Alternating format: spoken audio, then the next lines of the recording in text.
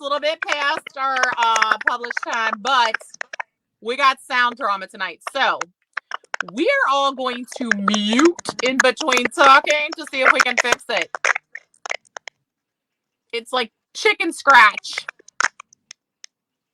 I don't know.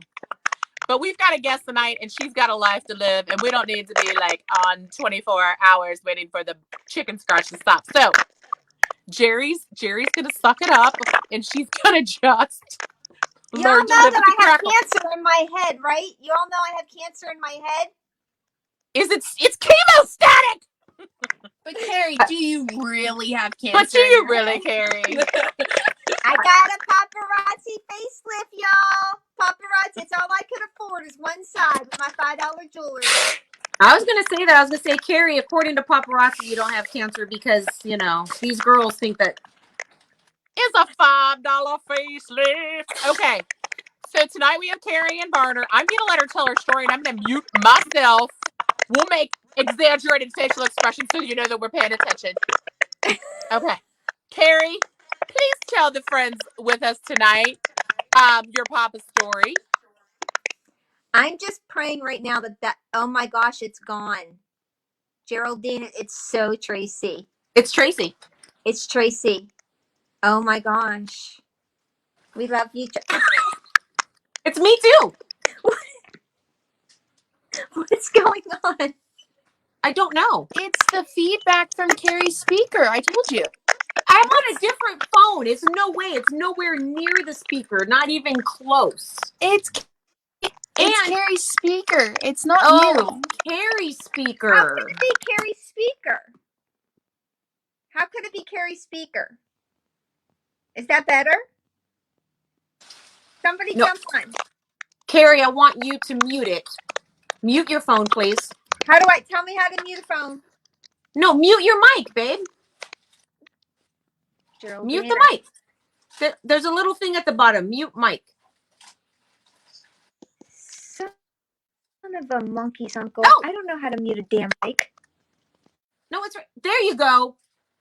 There you go. Unmute, Tracy. Unmute.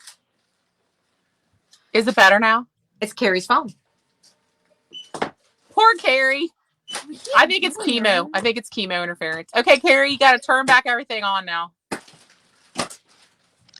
Carrie, come back. Carrie, come back. Carrie! Carrie, are you there? Wait a minute. But it's right. Listen to all that. What? I don't understand it. I think it does it on certain iPhones. Right. Carrie, come back. Carrie, come back. But I can't. We can't. Her camera's off now. Well, now her camera's off, so yeah, she's just. I don't know how to get my camera back on. Just touch the camera button, Carrie. Touch it. Y'all kidding me? No. Oh, I got it. It's black. I'm black. I'm leaving. I'm leaving this planet. I'm black. I'm in the dark. You know, hey, Carrie, leave and come back. Just leave and come back. Leave and come back. I'll let you back in. All right. So now that while we're waiting for Carrie, what are we going to do? We're going to enjoy the non-clicking noise is what we're going to do. Like, I can't do that. I'm just letting you guys know. I know I can't do it. I don't think that our viewers can do it. I mentally can't do it. I can't. But I would like to talk about, let's see what happens here. Oh, Carrie's coming back. Okay. I can't. I can't. But I would like to talk about, let's see what happens here. Carrie's back. Let's see how bad the clicking noise is. Okay. Was it there when I was gone? No, ma'am. Do you have a phone Negatory. case on? I don't have anything. She's got a naked Do you have phone. a case on your phone? Hold on, I'm taking it off right now. Hold on. Okay. Is that better? We're here for it. We're here for it. Is it better? Yes. Holy Should I shit. roll around my house? I'm a genius. Is it gone? Please tell me it's gone. It's gone. Was it my phone case? It was Thank your you. phone case. Thank you for the love of everything. Holy We should send people insurance. Yeah, it's all better. Caroline, Everybody you're said it's all better. genius. Everybody is saying it's all better. All better. This is what we're going to do in the future. We're going to give instructions to our guests. Take off your phone case. Strip your phone naked. Oh, it's so much better. Okay. All right. That's Okay, cool and stuff. So before we get started, hi everybody. I want to say hi. I want to apologize for not being present. Just a little bit. I'm doing the whole comment soul thing, and it's cray. It does not mean that I'm not on board for bringing down paparazzi, because I still want to say fuck you, paparazzi. Fuck you. I'm not going anywhere. I will forever be here, and double fuck you. And we have a whole lot to cover. But I will never give up. I will never stop. There may be moments in my life that I need to not do a Tuesday, but it doesn't mean I'm going away. And I bet you for 1 second, Misty Kirby was happy. Fuck you, Misty Kirby. Fuck you. There you go. Fuck you. Do you think she's actually ever been happy? She looks very unhappy. She's unhappy because she's not getting laid by her husband. Oh, Ouch. Or is she happy for that only reason? I don't know. Think that Mormons. I don't think that Mormons believe in dildos, so the girl's not getting any. So she's unhappy. Just saying. I'm done. I don't think I heard that correctly. Oh yes, No. you did. Yeah, you did. Carrie! I don't know the shower head works. Well, hello. Hi. So I don't know how many of you all know Carrie. I didn't know her till a couple days ago. Carrie went live on her personal page to tell her paparazzi story, and I was so overwhelmingly disgusted, horrified, bothered. Just I can't even come up with any more synonyms for how badly I felt. And you guys need to hear her story. You need to hear it. So, Carrie, again, thank you so much for being with us tonight. I know you've got a lot going on right now. But can you tell us a little bit about yourself, your paparazzi journey, and maybe what you're doing here today with us? What's the tea, babies? I need tea. Okay, so my name is Carrie Varner, although I've had a plethora of last names for y'all that watched my live. You know, I've been married a couple times. And basically, my life was pretty simple. I have 5 children. I was in the United States Air Force. When I left the Air Force, I became a therapist, got my PhD, practiced being a psychologist for over 20 years. And then I got sick. And in 2011, I started getting rashes. I started not feeling very well. And I was diagnosed with autoimmune disease. So I had lupus, I had the RA, I had it. You name it, I had it. And then in 2012, I developed breast cancer. So between the breast cancer and the autoimmune disease, I could no longer really function as well as I was. So I switched being a psychologist over to child advocacy, where I was writing 504s and IEPs. And I would be the person you don't want to come into your school to advocate for your special needs child. Principals, teachers didn't like me. So that's what I did up until I got even sicker. And when I got sicker from my autoimmune disease, I was deemed disabled. I was no longer to practice anymore because my memory was off. I was having very big issues with brain fog. I was having problems with my speech. So my life kind of changed. Right. So all 5 of my children, they grew up, they moved out. I got a divorce, and I was sitting at home on Facebook, and I came across this insanely entertaining young lady selling paparazzi jewelry. She was memorizing. I just loved watching her. Okay, Then hold on. Disclaimer, it wasn't me.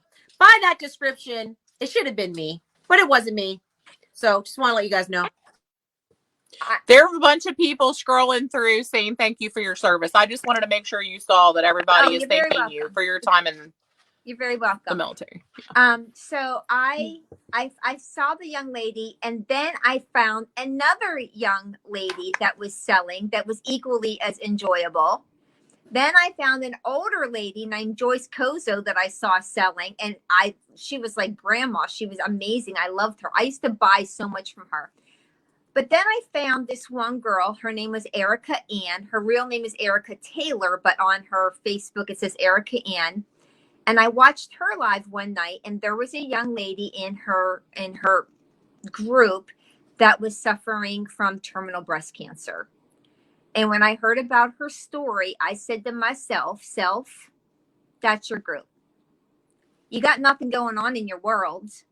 Why don't you join this? You can sell the jewelry, and then you can take the money that you make and you can buy things with the children that you do your chemo with. Now, I was doing methyl tricyclate through IV chemo because of my autoimmune disease. This is a very normal practice. This is what normal people with lupus go through. But me personally, I was doing it through IV because I only weighed 92 pounds. And I was having a very hard time holding things down. Now, I want to also say I've always been a tiny little thing. I've always been a tiny little thing. I was a gym rat. I only gained like 9 pounds with my first pregnancy. The most I ever gained with a pregnancy was 18 pounds. I've always been healthy, always been proactive, and you can suck it. And it's just my life. But God gave me this huge boobies. You know, okay. I'm teasing you. I know. So since we're spirit animals, Carrie, you and I, and people will learn why we are spirit animals. And you're my spirit animal. I will tell you that you took the skinny animal and I took the elephant. So you're like a mouse and I'm like the elephant. Just saying. Honey badger, Jerry. You're a honey badger. You are not an elephant. No, I'm an org. Or ogre. Honey badger don't care. I can't. Honey, Oh, no, you're org. Ogre. I think she meant ogre, but she's. You need a snack, Jerry. Your blood sugar is I'm low. an ogre. I'm an Princess Fiona. It happens. You're a honey badger. Yeah, it happens. So basically, that's why I joined this one lady. I contacted Erica and I said to her, I want to do this. This is why I want to do this. And she said, okay. So I have chemo tomorrow. So I will sign up after, maybe the day after. But while I was in chemo on October 21st of last year, I signed up with Paparazzi Jewelry under Erica Taylor. Again, because I wanted to be on Alexis. I wanted to be in her group because she had breast cancer. So with that being said, I signed up and everything was fine. I was what was called a runner, that I would buy thousands and thousands of dollars every single month. And it's just what I did. And again, all I did was take that money that I was making and I would buy things for the children and the family at the hospital. That's all I did. I would even ask my customers, who most of them were high school friends of mine, what do you think we should buy next? That's what I was doing. That was it. Nothing more and nothing less.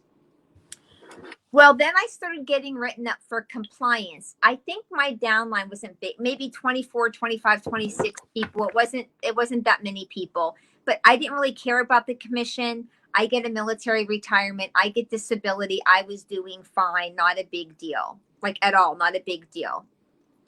But I started getting written up to compliance about kind of like things I didn't understand.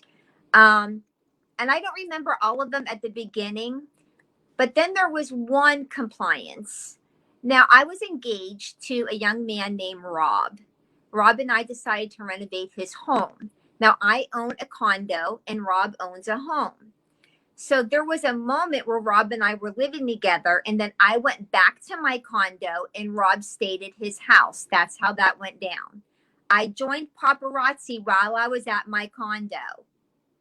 So I did that. Then Rob joined because there was a contest. Regla Alvarez, my upline, was having a contest.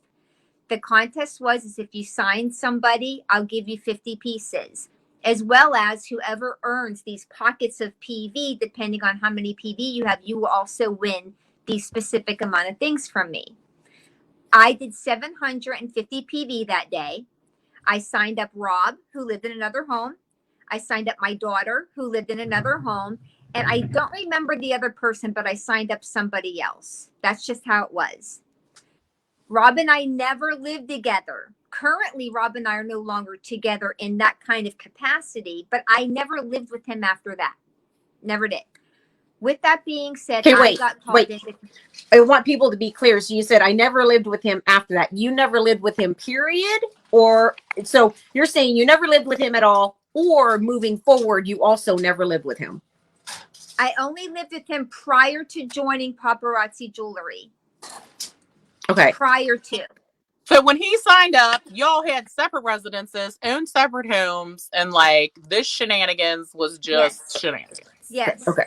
So what happened is that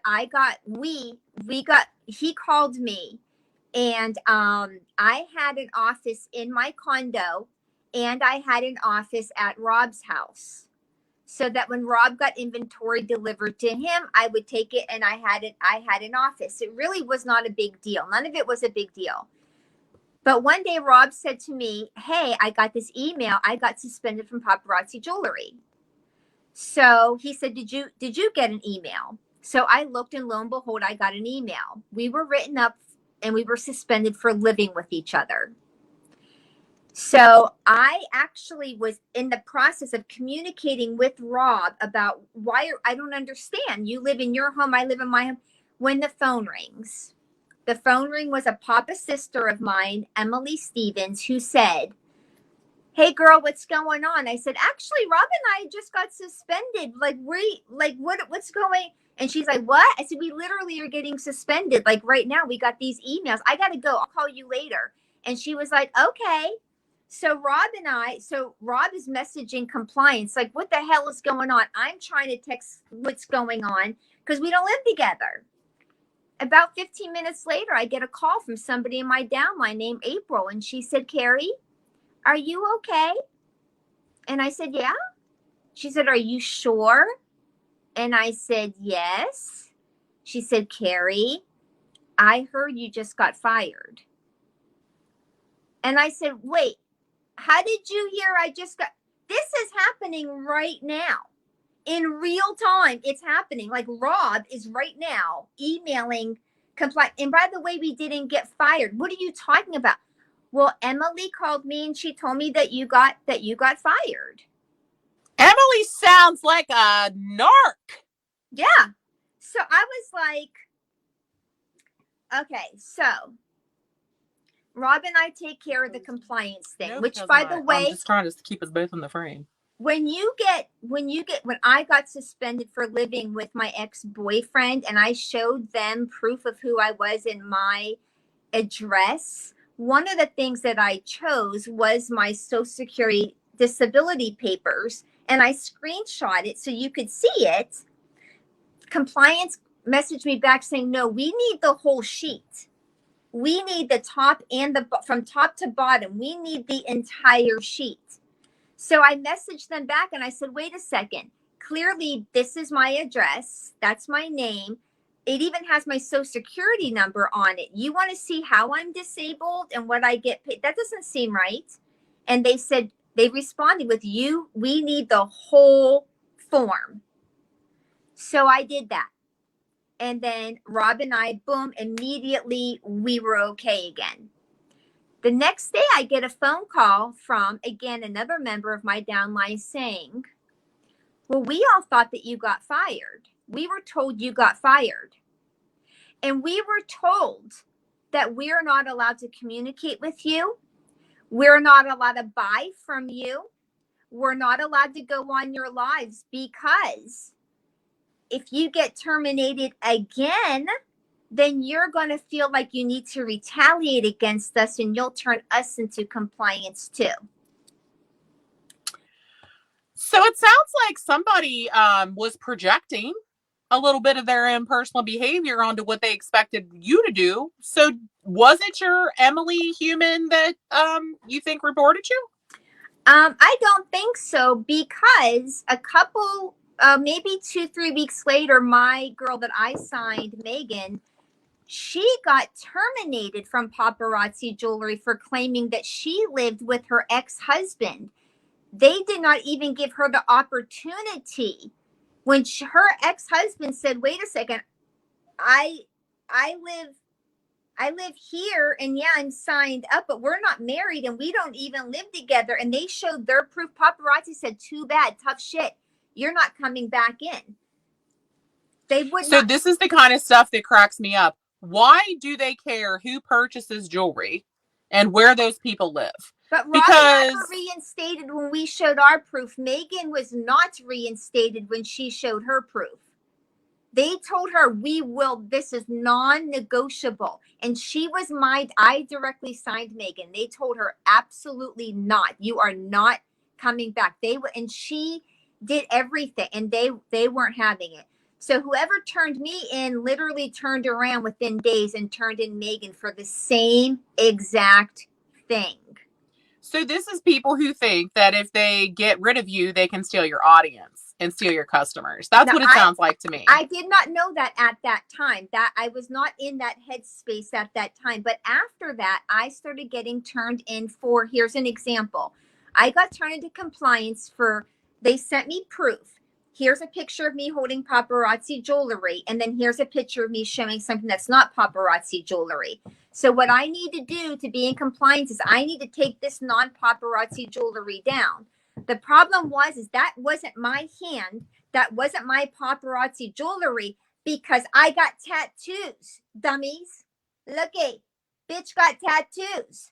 The one that was holding one had no tattoo on her hand.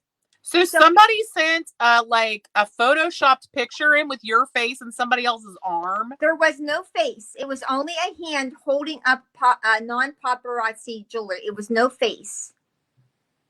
It did not have my name on it. You know, if you screenshot, you will say like Carrie and Varner at the top, or it will show you like the Facebook page.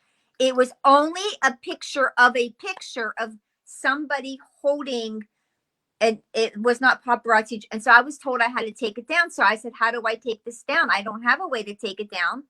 It's not me. Then I got turned in for selling a shirt. It was the back of somebody holding up a shirt. When I got turned in, no, the shirt was later because I was bald when I had the shirt, and whoever it was had hair. So I kept getting turned into compliance.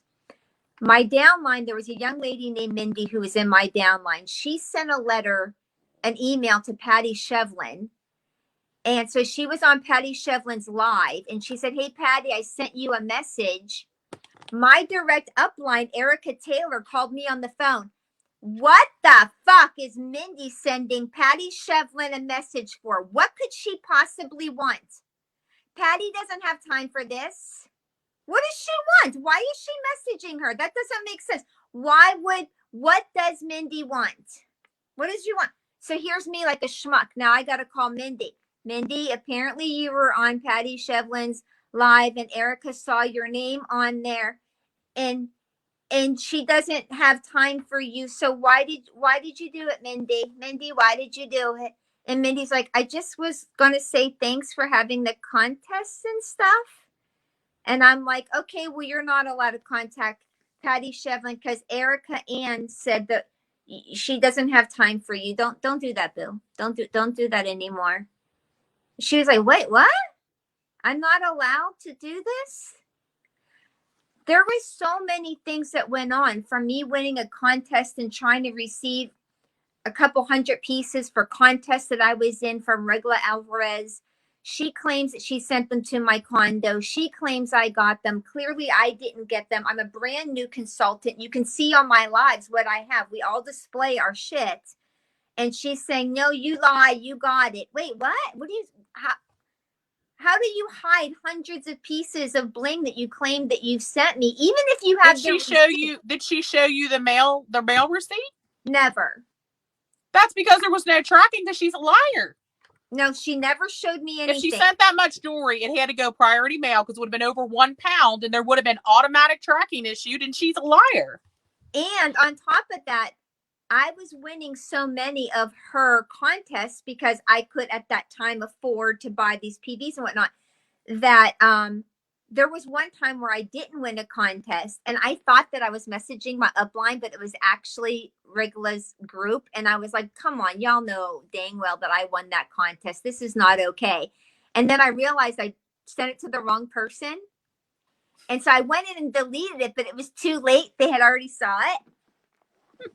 And so I get a call from Regla going, well, now I know how you really feel. And I'm like, yeah, but honestly, you know dang well I really won that. And she's like, you can't win them all.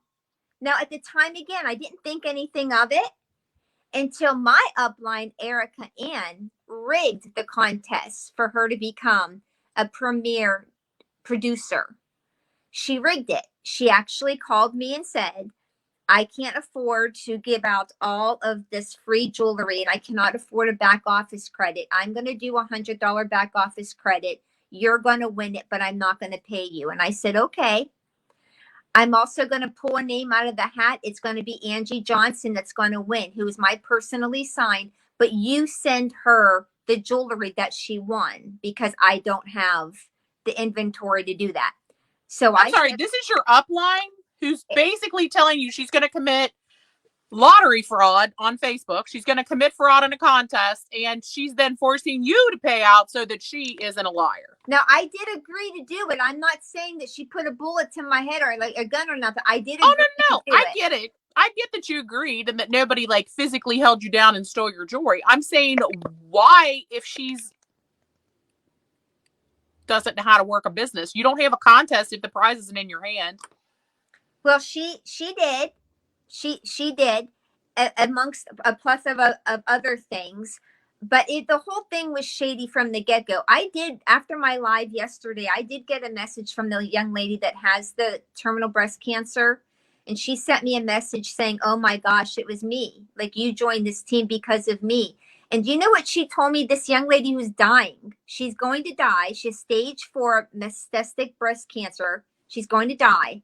She messaged me that she spent her last $200 that should have went to her bills so that Erica could rank up, so she could level up, because she thought that she could win a contest, never knowing it was rigged. So here she is. I'm feeling, she's like, oh my gosh, you joined this shitty group because of me, but I spent my actual bill money so Erica can rank up so I have a chance of winning this stuff. And now you are saying it was rigged. Yeah. I feel sick. Does anybody else feel fucking sick? You know I what's feel sad? sick. So what's really sad is, unfortunately, and you know, people can say I'm a fucking liar, but it doesn't matter. This is something that happens a lot in paparazzi, and I have never said this woman's name yet on Tea Time, but it's about time I go ahead and say it. Marilyn Shavada, Marilyn Shavada, the crazy fucking woman with the pink goddamn boas. She has a huge fucking team, and she rigs her contests all the time. And she had somebody who was her right-hand man who is canceled now. And I will tell you, she got canceled because she knew too much information about Marilyn Shavada. And for a fact, Marilyn is on the list of paparazzi people who will never be canceled. That's why Marilyn can do whatever the fuck she wants, is shady as shit, and she never gets canceled. And she would rig every single contest she ever did. And this person who got canceled was the person who helped her rig all of her contests. So she knows this for a fact, right? And it is almost a known practice with these consultants to throw out these big contests and to rig them. It is so disgusting. So disgusting. Yeah, I agreed to I agreed to anything. She would want me to send her the hottest pieces. I would send them. I wouldn't charge her for them. She would come on my children's live and say, stop selling. I want all of it. Like, on my live, and just saying, I want all of it. Like, nobody has to buy. I want all of it.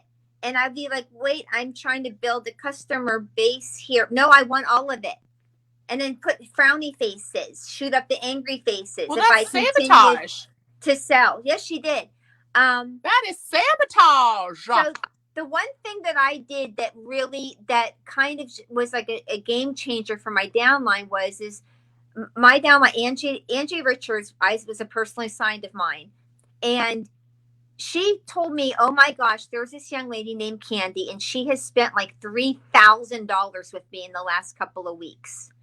And I was like, what? And she said, yes, but she wants some specific items that I don't have, so I'm going to send her to you.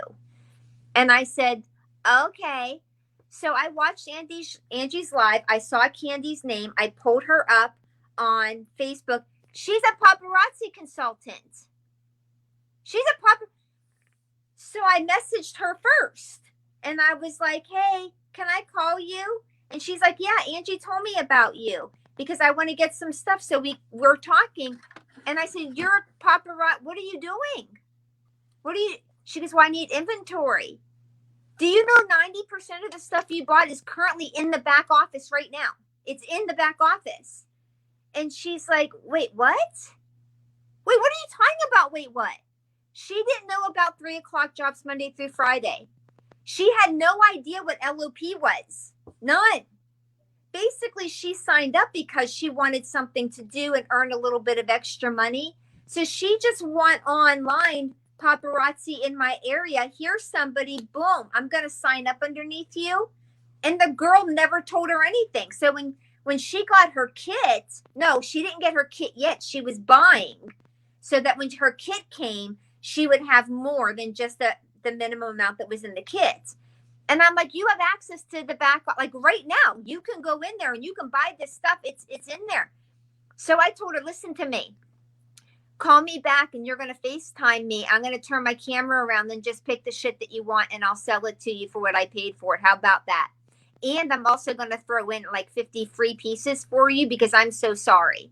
So I contacted Angie and I'm like, what are you doing? She's a consultant.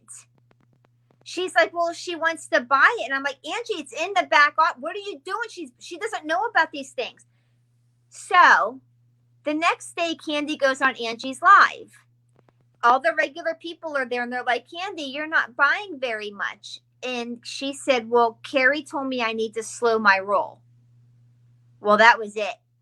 So she threw you under a bus for trying to help her because she felt that peer pressure? No, Candy was just simply saying, I'm not going to buy from Angie right now because Carrie told me to slow my roll, meaning that Carrie informed me I can get it in the back office. She was on Angie's live to be supportive and loving. She just wasn't going to buy $500 worth of shit from her that day. That's all that was happening. So then I know what list you went on, and I don't think it's the Christmas card list. Yep. And I got the call. How dare you? How dare you? My upline. How dare you help somebody? How dare you help another human being? He's like, consultants buy from consultants. I said, but $3,000 in a couple of weeks when this shit is in the back office? But it gets better. Angie told Emily Stevens, Candy's looking for rings too. So Emily contacts Candy and says, I got rings for you, boo. If you want to buy them from me for $5, there's not a lot of them in the back office. Come buy my rings from me. And Candy did. And she did. And I said to Emily, what are you doing? I just specifically told you she's brand new. What? Well, if they're going to buy it for $5, I'm going to sell it for $5. So does anybody else hear what I mean, the overall picture of what I'm hearing is, the FTC states that only 20% of product is supposed to be consumed by consultants, but paparazzi consultants expect the majority of their items to be consumed by other consultants. Like it's just a vicious inbred cycle of selling to each other. So the rest of the story goes, and it starts in November of last year when I was in my shower dancing to Prince, having a good time, went to turn around and do a Prince move and fell and smashed my head onto the corner of my Roman shower, and I smashed it. Tracy, I sent you a picture of not the original blow, but where the lump started, and it was a goose egg. And I went live right after because that's what you do. You go live. You got to go live. And I was only about a month into paparazzi, so you got to go live. And everybody can tell that I was a little disheveled a little bit. I probably had a concussion. And I'm like, look, and they're like, girl, there is a goose egg there. Okay. Well, I've always had a benign tumor right next to where I hit that. And that benign tumor was found when I had papillary carcinoma, when I had breast cancer. Wasn't too concerned about it. But when I went in to get an actual x-ray of my head after my live was over, there's the picture. After the live was over, I had a small fracture, but they did notate about that tumor. And I said, oh, that's been there. It's a benign tumor. They found that in 2012. Moving forward, a couple months later, I'm losing my balance. I'm having a hard time speaking sometimes. The vision on the left side of my face was starting to get very fuzzy. Now, my ex-husband is a physician, and he told me this could be your autoimmune. Go back, get your levels checked, see what's going on. I was given a cane to use. I actually broke my own toe using my cane because I was so off balance. I took a step, I came down and fractured my pinky toe. The next day, I broke the same toe. My balance was off. I was having a hard time. So I went and That got hurts so bad. It was ugly. I went and got tested, and lo and behold, I have cancer. Now, because I had these bumps inside my head, the neurologist told me, I believe you have GBM. And when he said that, everything in my world stopped. I don't know what that is. What's GBM? Glioblastoma. Oh. Basically, you're going to die. You're not. Oh my God! You have months. It's literally, you have months. You have months to live. And I have it. And my balance and speech and everything's been off for at least 1 or 2 months now. So now I know I'm closer to death than what I'm thinking. So I did what anybody would do. I freaked out. I told Rob, there's no way that you and I can ever like stay together. Like, even though we're trying to work, I can't do that. We got to get all 5 of my children together and let them know your mom's going to die. I'm calling ex-husbands, telling them, like, I want you to know that I loved you. I mean, it's going down. Like, it's going down. I'm going to die. I did a live because remember, a lot of my customers are friends from high school. And I was telling them, like, they think I have GBM. And people are upset. Like, I'm going to die. And in that time, I'm selling more and more and more because now I want to raise even more money so I can give that to these children that I'm trying to get Busch Garden family passes for, right? So I'm going live. I've been live where they couldn't understand the words coming out of my mouth. My speech was so off a couple times. They've been on my live where I was vomiting. They've been on my live when I was going through all these things. I was going to die. One of my ex-husbands, who is a physician, he signed on as one of my doctors at the team, and he looked at everything. Now, he's a partner at a hospital. So he signed on that I gave them permission with HIPAA to give Philip all of my information. Philip took it to the team of doctors at the private hospital, and he said, I don't think you have GBM. I do not think you have GBM. He said, you're going to come up here. I'm going to take you to the teaching hospital at Jefferson. We're going to get some tests done. I don't think that you have GBM. I don't. So I was like, okay, but I'm scheduled for this MRI. And he was like, okay, we'll get the MRI and then get your ass up here. I'll fly you up there. Well, lo and behold, I can't fly. Why? Because now I'm starting to have seizures. I'm having seizures. So they can't put me on a plane. How do I know this? Because yes, I was actually married to a Delta pilot too. And I called Eric and said, can you get me a ticket to fly me up there? And he said, I'll give you a ticket, but they're not going to let you on the plane. If you have a seizure, you could die on the plane. They're not going to land the plane, Carrie. So we have all this going on. And that's when the rumors started. Because see, I go live like this and I share with my people that, again, the majority of them I've known since high school. And I share with them my story. And now I'm saying, well, Philip doesn't think I have GBM and I'm going to go and see him. And then Eric says I can't fly. And this is where it all gets better. So, do you think that, because when I heard your story the first time, I only heard parts of it.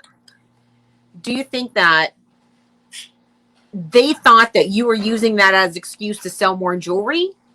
No, Okay. that is not what happened. What ended up happening is that Emily Stevens and Emily Saltamachia Stevens, she formed a group, a literal group. And she said to this group, Carrie doesn't have cancer. That bump on her head that Caroline just showed the picture of, that's when I was diagnosed with cancer. That is the bump that you could see on my head. She fell. She fell last year. That's from when she fell in the shower. She doesn't have cancer. She wasn't even in the military. How many people can be married to an officer and a doctor and a pilot? She doesn't have a charity. She's lying. None of these things are true. None of them. She claims that she has a PhD. Come on. We all know she doesn't have a PhD. So people in this group are my friends. She went into because Emily and I thought this bitch was my family. I literally thought she was my family. She goes on my lives and she starts sending friend requests to all of my friends and telling them she's lying. She's lying. She goes to other paparazzi consultants. She goes to my downline. Carrie's lying. She's lying. Well, then somebody speaks up and says, wait a second, because she is in a military uniform and she was only in for 5 days. What? I'm sorry, what? You were only in for 5 days? Well, let me. Okay, this is a real question. How does she know how is she saying any of this? Like, how does she know that? This. The picture that they're referring to, anybody can go into my Facebook and pull up this picture of me holding my baby son, who was about 3 months old. You're telling me that I went through basic training pregnant, then popped out a baby?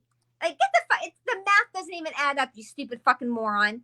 So I go ahead and I say, okay, cool. Let me prove to you, because Emily was in the military. Here's my DD-214, my discharge papers, Boo Bear. Here's where my certificate of training when I graduated basic training, Boo. Here's my honorable discharge. Here it is.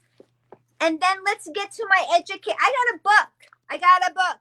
Look at all these certificates. These are so I can work with special needs children. Do you know how long it takes to get all of these to work with special needs children? Do you want to know? 4 years. Oh my gosh, look at this. Carrie went to med school.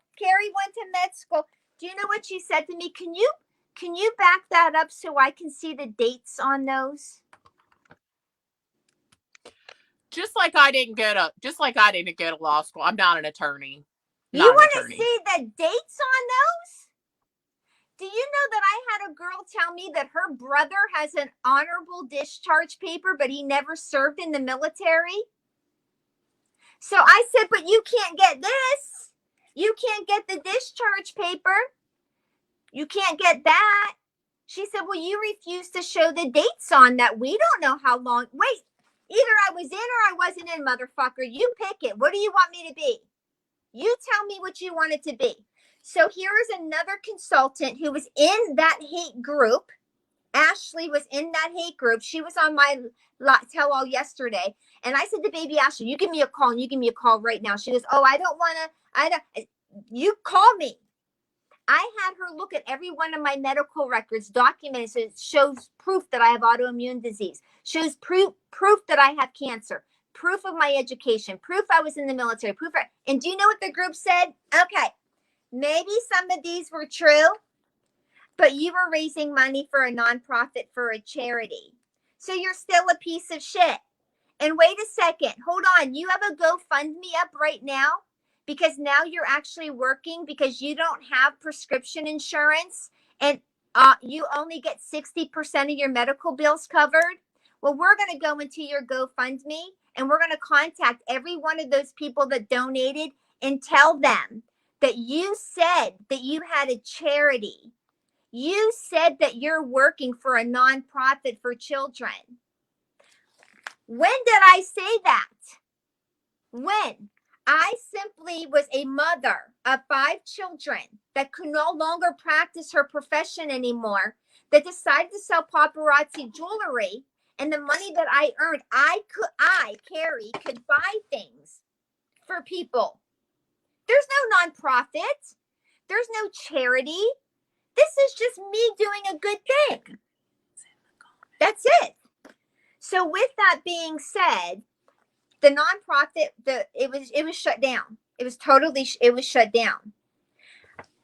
I actually have a picture, and I sent the picture to Miss Tracy, that I did get a little bit wordy one day, and I'm like, yo, they put electric probes in my brain, but they didn't put it in my brain. They just put it underneath my skin. They were trying to get those other lumps to go down. You can only get so many MRIs, people. They weren't going to keep MRIing me. You can't do that. So what they did is they put them under my skin. I sent Tracy the picture. Do you know, she did, people, the lump is because she fell in the shower. That lump on her head. Oh no, that's the stitches, right? Like that's the stitches. Go back. That's from it. when With they the band-aids. went, With the band-aids. and they put Look. the tiny little wires under, and they shave. And now I had the option: either I could shave my head, or they were going to shave crop circles where where the lumps were. So I opted to shave my head, so they weren't going to do crop circles. Okay. That was those pictures. I shaved my head the night before, and when I went in to go get those, they had to shave them down even further because I didn't get it close enough. I was supposed to actually shave it, which I didn't do. Okay. So I also sent in that picture, you can see the lump. The cancer is now growing down my face. If you blow up that picture, you can see it coming down my face. So now the lump on the side of my head, my paparazzi sisters, my paparazzi family are telling my buyers on my live, they're poaching my buyers and telling them, buy with us because she's a liar. Because it's actually not from when she fell. We think she has a bug bite and it got infected. I got an infected bug bite that was coming down my head that y'all have a picture of over there. It was coming down my head. It was an infected bug bite. So I go to my upline, Erica, there's drama all over the place. And Erica said, you know what? Everybody knows that you lie.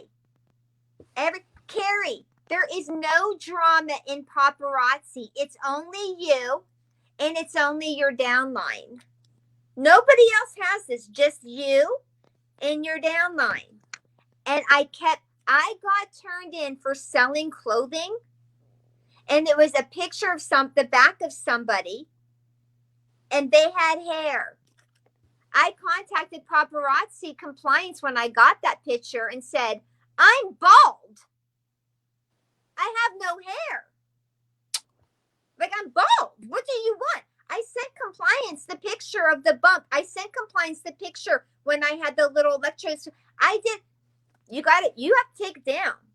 Take what the fuck am I taking down? There's nothing to take down. I got turned in every other day for the last 3 weeks that I was in paparazzi jewelry. And do you know what I was told? Somebody told me, who told me not to say their name, and I won't, but they told me, if you quit, Erica has to wait 1 year before before the upline bumps up a notch. Now, I still don't have factual proof of this yet, but apparently you wait a year.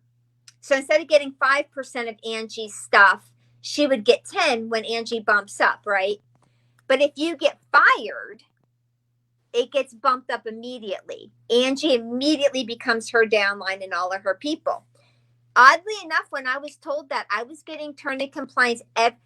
I showed proof I didn't live with Rob, and 15 days later, I got turned into compliance and suspended again for living with Rob. 15 days later, 15.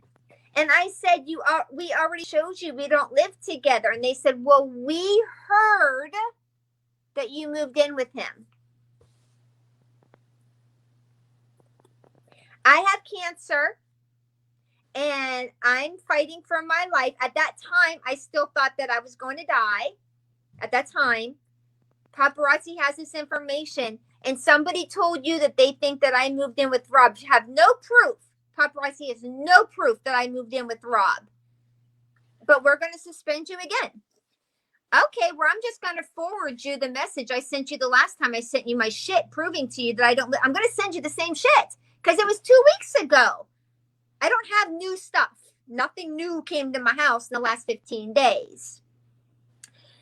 I found that it was sarcoma. I have sarcoma in my head. Which is terrible, but it's actually a step up from what they originally thought you had, right? Yes. So I have sarcoma. I'm not very medical. I had my surgery 2 weeks ago from today. And do you know what my upline told my old downline? Stop it. She didn't even have, stop. She had a facelift. Just half, though. Just this one half. That is in my good side, y'all. So here is the lesson to all you paparazzi consultants that don't have a downline, so you're never going to make any money. If you want a facelift on just what you're going to earn from selling paparazzi jewelry, you're only going to get half of it done. That's all they do. So that's you all basically you got one eyebrow lifted. Wait a minute. Let me see if I can do that myself. Yeah, that's my good eyebrow. Like, it's looking feisty. Look. They didn't even do a good job. I still have wrinkles and shit. That pisses me off. That's bullshit. Bullshit. Paparazzi facelift. It has not stopped. These people called Emily Sotomachia Stevens called Rob. She called Rob. Did you kick Carrie out of your house? Does she have cancer? Was she in the military? Do you know people contacted some of my children?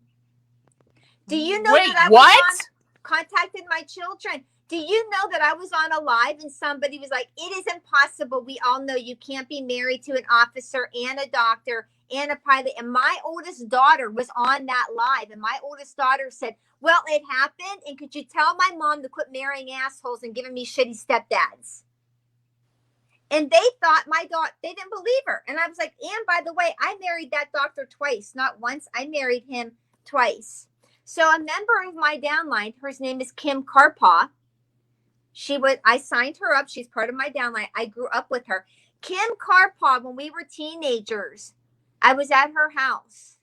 She shoved me in her dryer to protect me from my parents because my parents were looking for me. And so she hid me in her dryer to protect me because I was an abused child.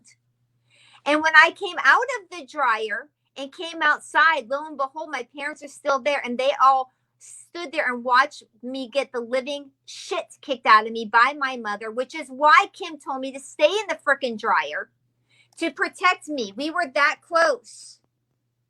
I signed her up in paparazzi jewelry. Do you know that Kim Karpaw, while I was live, posted on her public wall in Facebook, Carrie, and then all of my last names that she knew. She's faking cancer. She was never in the military. She has a fake charity. She had a fake GoFundMe. I didn't know this happened. My phone is blowing up while I'm on a live. Now I'm getting drop down messages. People going, what the hell's going on? What the hell's going on?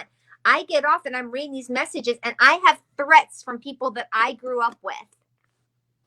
I had somebody say to one of my children that maybe Satan wants me to go home.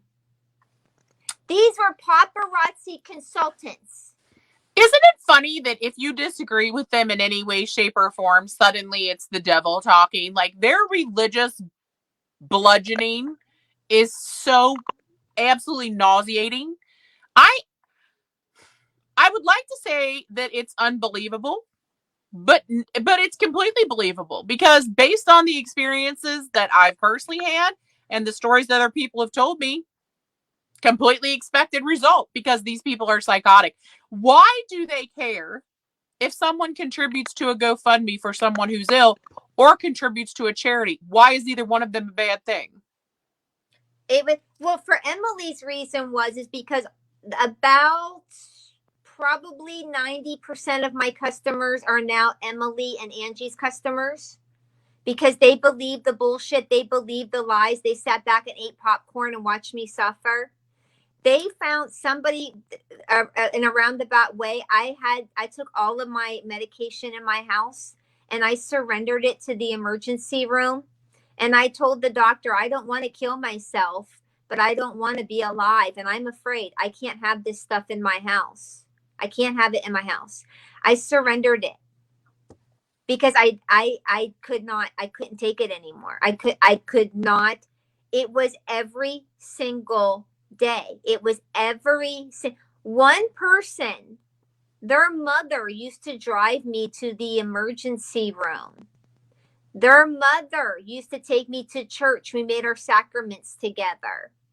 And now you're going to sit back and do nothing and let people say these things. You're not going to jump up and do anything.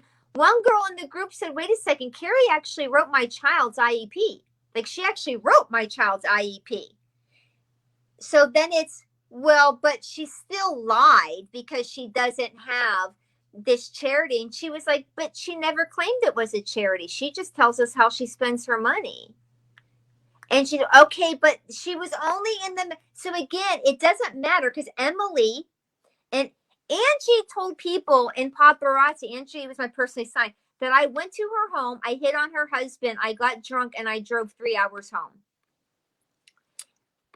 And they believed her. Well, I'm just going to say, based on your track record, I'm saying she's full of shit because if you'd set out to take her husband, you probably had taken him 3 hours home with you. So just saying. So you weren't trying. I want to point something out that is a constant theme in paparazzi and a constant theme in paparazzi's compliance that I've experienced myself and that most people in paparazzi who become a target can also relate to this.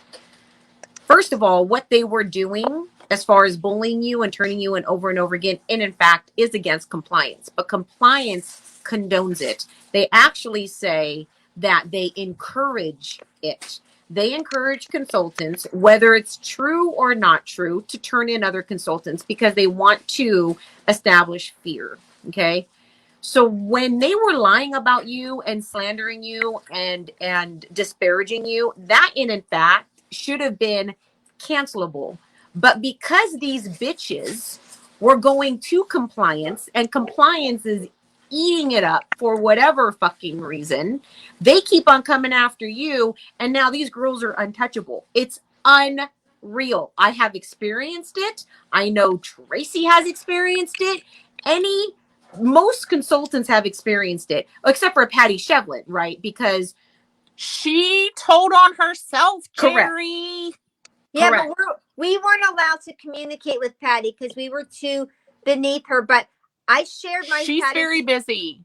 She's very busy praying for all of you. Don't interrupt her flow. And TikToking. And she's Tracy TikToking. and Geraldine, you both are wrong. She is, look, I was on the live. She showed us what she does. She was buying Minky robes, because if you do 3,000 PV for 3 months in a row, Patty Shevlin will buy you a Minky. And she wanted to show us what she does all day for her girls. And she did a live for an hour and a half showing us how it took her an hour and a half to buy a Minky. So for shits and giggles, I ordered a Minky because I wanted to see how long it took. And I had it done in near 5 minutes. And don't tell me that there's no favoritism when Patty Shevlin pulls down a box. I mean, a fucking box full of unicorn bracelets, and everybody's like, oh my gosh, I love it. She goes, I know, that's why I got 800 of them. How many times you got to go out and come back in to order 800? Anybody do the math? Anybody do math on that? 16 times.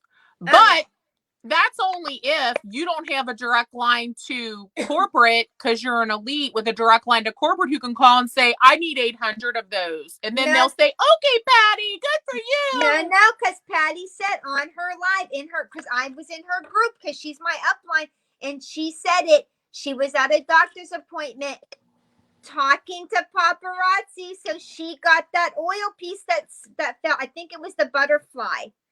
She was on the phone. You said it, you dumb bitch. You just admitted it right there. You just admitted it. So don't tell me there's no favoritism. And let me say that not all elites get favoritism unless you are royally sucking the shit out of their assholes. You do If not you are a get human favoritism. colonoscopy machine. Yeah, correct. So if you are not sucking up to them appropriately, you're not going to get the favoritism. Trust me, I never got one fucking ounce. Not Well, 1 ounce. Clearly, nobody got out and got back in 16 times with having unicorns. We're all paparazzi ex-consultants here. Y'all know what unicorn bracelets are. Don't tell me that she got 16. Shut up. Stop. Girl, bye. I mean, I know I got a bump in my head, but I ain't fucking stupid, all right? I'm a little blind in my eye right now, but I'm not stupid. She says these things on her lives. Like, she would do it for a team talk, and she says these things, and we all sit there like idiots. She takes us into her room, and you see the stuff spilling over. I'm talking hundreds. Do you know what Geraldine's little room looked like when she was selling paparazzi? She had all those bins, 5,894 bins. That's kind of what it looked like, but they were more of a cardboard, boxy looking thing. And she's just got just rows of this stuff. Girl, stop. My upline, she admit the first year she was in, she was bronze. The second year she was in, she was silver. This last year, I made gold. I joined in October and made gold well before the year was over. She barely slid by with gold. Now, you tell me how she's affording her house, her new truck payment. She talks about all the getting her nails and because she sells paparazzi. You're a liar. You got it from me, jackass. So you got it from my downline. Let me tell you why it's so wrong. Now we all know why it's wrong, but let me give you the example of what these girls do. So Carrie, hold on 1 second. I have to tell Carrie something that she can do while you're talking. Carrie, you know that thing we had set up? There's a confirmation email you need to confirm. If you can grab a phone or a tablet or something and confirm it so that I can announce it before it's over, because right now it's not working. Okay, hold on. I don't know what that is, sorry, but that Jerry. sounds. I just wanted, since you were gonna go off, that she'd have a minute. She could do that email thing. I'm not sure what that is, but that sounds fucking good. It is good. Okay, holy shit. So here's what they do. The elites who have that direct line of the ass kissing direct express, if they can get these pieces, then they tell their teams, I will trade with you. So go buy. That puts commissions into their pockets. And then these girls will trade those pieces for what it is that they got. Now, there's multiple things that happens. Other elite teams or consultants can't get the pieces themselves. So this is a way that they monopolize the commissions, right? So that way, certain elites are guaranteed to get more commissions from their teams because they take those pieces and they trade other pieces with their teams if they buy them from the back office. And paparazzi is perfectly fine with it because now people are buying pieces that didn't sell out. And this is what happens. And if you don't think that that's not a crock of bullshit, and I was one of those people who constantly said there was no favoritism in paparazzi because I didn't see it. Well, now that I hear from all these people, and I didn't know Patty Shevlin had a shit ton of that because I was never on her team. Thank you fucking Lord that I was never on her team. But I had heard about it, but I'm like, I'm an elite. I don't get this shit, right? And now we hear about the people who do. And we know for a fact, Tracy has said she has witnessed it herself, that it takes one ass-kissing express phone call to get whatever you want. Well, the reason why I never got whatever I wanted because I never took ass kissing 101 ever. I failed it many times because in corporate America, they want you to take that class too. And I keep on failing it over and over again. Fuck you. So that's because it's not a self-directed study group. You have to be in a group environment, and I'm not a good team player. I'm not. I am not a good. It's bullshit. Not just that. I morally and ethically can't do that. I would never even try to call my elite services rep and take something away from a fair playing field. And anybody who does this in paparazzi, you're a fucking dick. You're a Right? fucking privileged dick.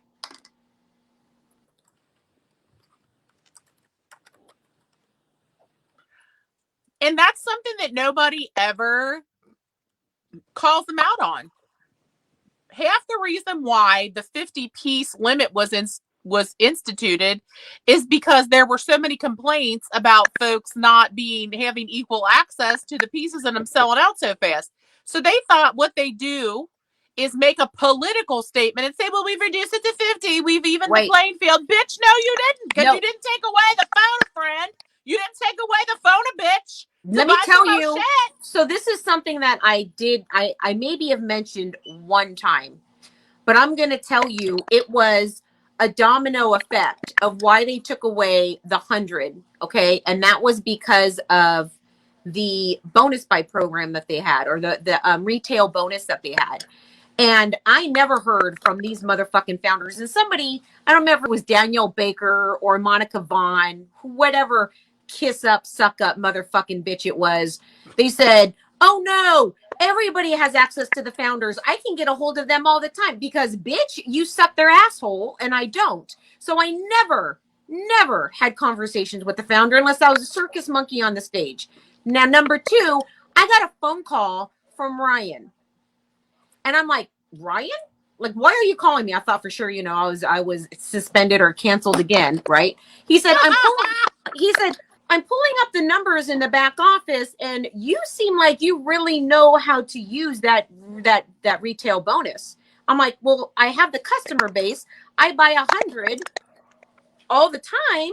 And so everything that I purchase is always 1,000 PV so I can get the retail bonus, right?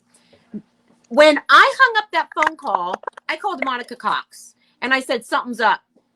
They never call me, something's up. How much you want to make a bet? They're going to do something. They're either going to take away the retail bonus because I'm making so much money on it, or they're going to bring down the amount of pieces that you have to buy to force me to buy more of a quantity in order to get that retail bonus. Not even 2 weeks later. And Tracy, I think you were in this group when we had the Z sisters all in a group.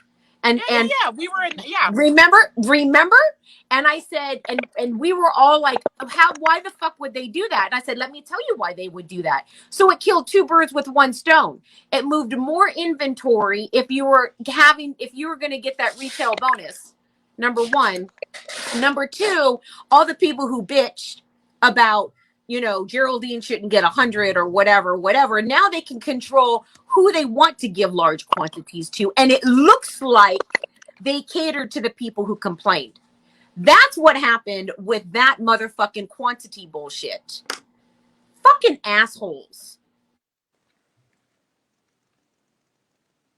It's so gross. The email, it doesn't work. It's working now, girl, because it's fixed. It's fixed. You fixed it. Oh, okay. Thank you. Thank you. It's fixed. Y'all know that I'm computer illiterate. It's okay. So what I was asking Carrie to finalize is because, I do everything at the last minute by the seat of my pants. I started a new fund for Carrie, guys. It's at mightycause.com. It's mightycause.com/Carrie Varner. And the only reason Carrie knew about, I wanted to surprise her, but I had to tell her because in order to pay her, they have to have her bank information. I'm like, hey girl, hey, can you slide me your bank information? I'm thinking about buying a Tesla.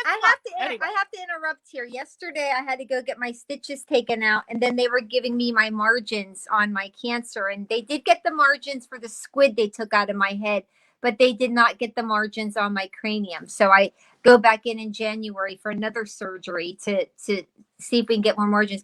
But this is what my paparazzi family did for me. When I was doing good, they were doing good. When I was told that I was going to die, I literally lost everything. I lost high school friends. I had to stop selling paparazzi. Right now, I'm over $80,000 in debt. I would not have had this debt if I would have preemptively thought, oh, you're going to get sick and you need a prescription plan. I wouldn't have had these things. But instead of paparazzi saying, do you boo, do what you need to do, instead, they came in, took the customers, turned my downline against me so I wouldn't get any commission. They did all these things. My downline was even instructed that if they left, they can come back in under their husband or wife's name.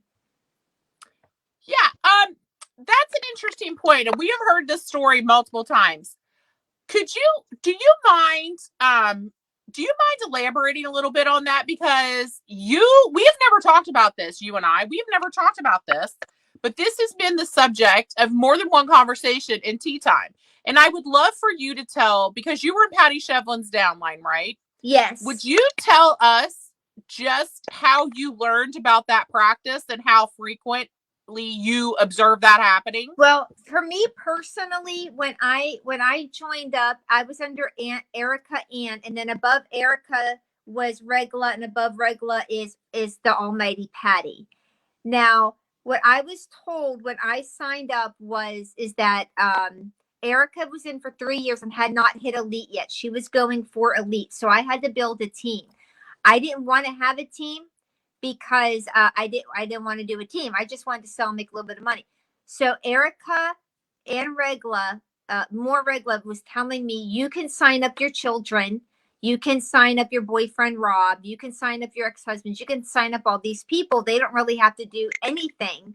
But what you can also do is you can buy from their accounts. Like if you get a prepaid card that you can go and you can have your daughter buy, just get the or an ex-husband or something. So now with me personally, Mindy, who's underneath me, Mindy and her daughter, they sell together. They both sell as a mother-daughter team. It's only under her daughter's name, but Mindy's, like they're a team. Mindy was instructed that she could, so she wouldn't be underneath me anymore. That team wouldn't be underneath me, that they could have her daughter resign and then come back in under, I think it was Mindy's husband or Mindy's other daughter or somebody, to go underneath Angie, who was my personally signed. So that would help Angie. That would help the leg, because my leg was the leg that always we maxed out. Anytime there was a contest, we always maxed out. So Yeah. They didn't want to get rid of these buyers. But we knew, everybody knew you can get a prepaid Visa card. We all knew. So like, if my leg was so close, but Carrie, couldn't buy anymore, then I could go get a Visa card and take it to my daughter, Jessica, and have her buy. Or I could have Rob buy. Or I could. So we all were very well aware. For Patty to say that she was not aware of this, we have so many mother-daughter teams. And this wasn't like Jessica and I are a mother and daughter. She was signed up. We did not live in the same house. We did not do any of those. We did not. And you all, not you two personally, but people on my life have seen my daughter. She comes in, she helps me, right? And so, but she doesn't sell paparazzi. She just was a name. So I could win that free stuff from Regla because we needed more people in my leg. We were all instructed on how that goes down. We all 150% knew. So for Patty to say, I wasn't sure, so I told on myself, that is a bold-faced motherfucking lie, because I was her downline. And I guarantee you that she's going to be like, I don't even know this girl. Do you know why you don't know me? And I was in all of your groups, Patty. I was in all of you don't know me because Erica Taylor instructed us that we were not allowed to message you, Miss Patty. We were not allowed to message you. We were not allowed to come to you for help. There is a chain of command. And when I hear that, that pisses me off, because I was enlisted in the United States Air Force. My first husband retired as a colonel in the United States Air Force. My second husband retired as a commander in the United States Navy. Skip over the doctor. Then we have Eric, the Delta pilot, retired as a commander in the United States Navy. There's a reason why I wasn't married to these people anymore, okay? I don't like chain of command. I don't like being talked down to. I did not do the where's Waldo, that where's Patty bullshit. I did not do that. Y'all are human beings. Do you know I actually had, Jerry, you know everybody says that you and I are a lot alike, even though I'm older than her. Listen, I actually had somebody say to me, oh my gosh, you're going to do tea time with Jerry. Oh my God. Bitch, she's a human. She's a human being. We were not allowed to approach, but you know, when Erica did her little team talks, it was, well, I was on the phone with the elite. You know, she ain't elite yet this time, right? You know, Mindy below me, Mindy quit. The girl, the little tiny baby girl that has 5 children, that her father was paying her rent for her, that had PV, she never had more than 3 people on a live, and I never saw one purchase made ever on her lives. But our upline would use her to trade. You go in there at 3 o'clock, you buy. You get the oil spill, we'll give you vintage. We'll give you vintage stuff, April, that you've never had before. Give it, because you're not going to sell it. This little baby has her father paying her rent because her money was going, and she never sold one thing live ever. Never. It didn't happen ever. I was just informed this morning that she quit.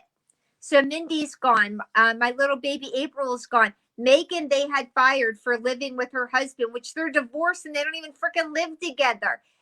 These people systematically went and destroyed innocent people's lives. For what?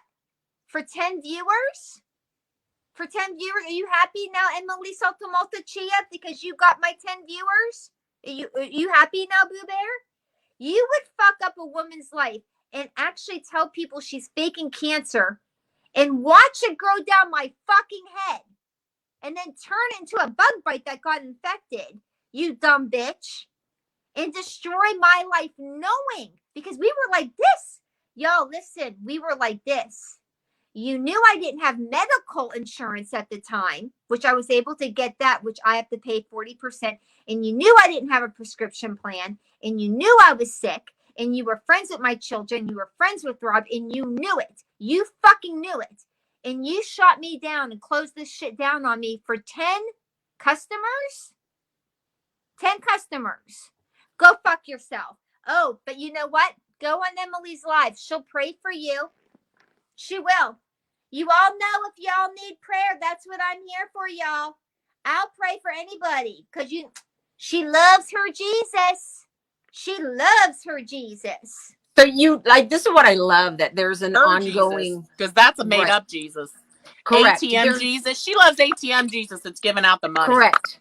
There's an ongoing theme in paparazzi with consultants who use that. Like, all of a sudden it makes everything nasty that they do okay. And because Tracy and I don't say, look at y'all, everybody who's going to quit paparazzi, we're going to pray for you. So your influence on leaving paparazzi is that you're going to get the holy power prayer for me and Tracy, which is exactly what these paparazzi consultants do. It's disgusting. It's totally disgusting. Tommy Johnson does it. Patty Shevlin does it. She's the archangel sent down from paparazzi to save everybody. It's really disgusting. Then it's why disturbing. didn't they pray for me? Why didn't they pray for me? Instead of praying for me, why did they go and attack me? Why did they attack my children and say that Satan wanted me to come home? Why did they shut down my GoFundMe? Why would they do that? Knowing at that time, remember, at that time, we thought I had GBM. At that time, we thought I had GBM. So you know I'm going to die. You know it. You know what's going on. Because at that point, if you're dead, boo, you can't make them any money. So you're a waste of their time. You realize that, right? So if you are dying or you're going to die, you're a waste of their time. So why would they bother? They only pray. If I die, they're going to wipe me from paparazzi history anyway, whether it be cancer or fucking COVID. Either way, I'm going down, bitches. I'm going to disappear. They only pray for people if you're willing to open up your pocketbook and feed their commissions. That's it. Otherwise, they are slandering you. They are bullying you. They are TikToking you. They, all of the above, all of the above. Hashtag ask us how we know. It blows my fucking mind that a human being, a company that says we are a family. This is our Papa sisters. Look at us. Look at how loving we are. Look at what we do for one another. Do you know how bad I felt yesterday when I got that message from Alexis saying, "Oh my gosh, you joined this shitty team because of me"? Now I feel like shit because I made the woman that I'm trying to be there for feel like shit. Then she tells me she spent the last of her money. She spent money, her bill money, to rank up Erica, but she had no idea that it was rigged. She had no idea it was rigged. I mean, are you fucking? It's what the fuck is wrong with these people? And the one thing I want people to know who are watching this video, this is not an isolated story. Her story is her own story. However, the theme of the story is the same across the board, and it's always ganging up on consultants, bullying consultants. It's insane. And the fact that it could all stop if paparazzi would stop entertaining these girls bullying up on one another. And I've written compliance emails in this form, and it's just like being in corporate America and your boss only listens to the girls who go tattle. And it's those girls who go tattle on other people who are in fact breaking the most rules, but it's deflection, right? And paparazzi feeds into this. And before you know it, every other motherfucking day, you're suspended for shit you didn't even do. Fuck, they suspended Carrie from a picture with a girl that had hair. Fucking Carrie doesn't even have hair. Like, or no tattoos. My tattoos disappear when you do a paparazzi live. They don't care if there's zero proof. And trust me. So the book, according to Patty Shevlin, is if you're not guilty, you won't ever be suspended or canceled. Are you fucking kidding me, Patty Shevlin? What you need to say is there is selected people in paparazzi that suck ass so very hard that they will never be suspended, even though they're teaching their downlines to do things against compliance to get more commissions in their pocket. That's what needs to be said. Well, isn't it against compliance to tell people that people were written up to compliance? I'm just curious because April could not have called me while I was reading my letter from compliance unless Emily called her and said, Carrie's been fired, who then went to Regla, who then it went to Patty, because they thought she's going to figure out who did this and she's going to come after us. Well, to this day, I don't know what one of them did. And I really don't give a shit what one was because then it just kept happening and happening and happening and happening. And then they have a group. A literal group. I don't think people understand this. Emily Stevens started a fucking group. She forgot she couldn't log into her fake account to come into one of my lives. She went to the group in a panic. Somebody give me their fake account and their password. I need to get in there. She's live. She's live. Somebody get me into her live. Are you fucking shitting me? To watch cancer grow down my fucking head, which now you're going to say is a bug bite that probably got infected. This is our paparazzi family. This is why you need to sell your soul, give up your firstborn, and donate a kidney to buy this piece of shit fucking jewelry to support Patty, who sits there and buys Minkies all fucking day. How do I know that? Because she went live and showed us what she does all day.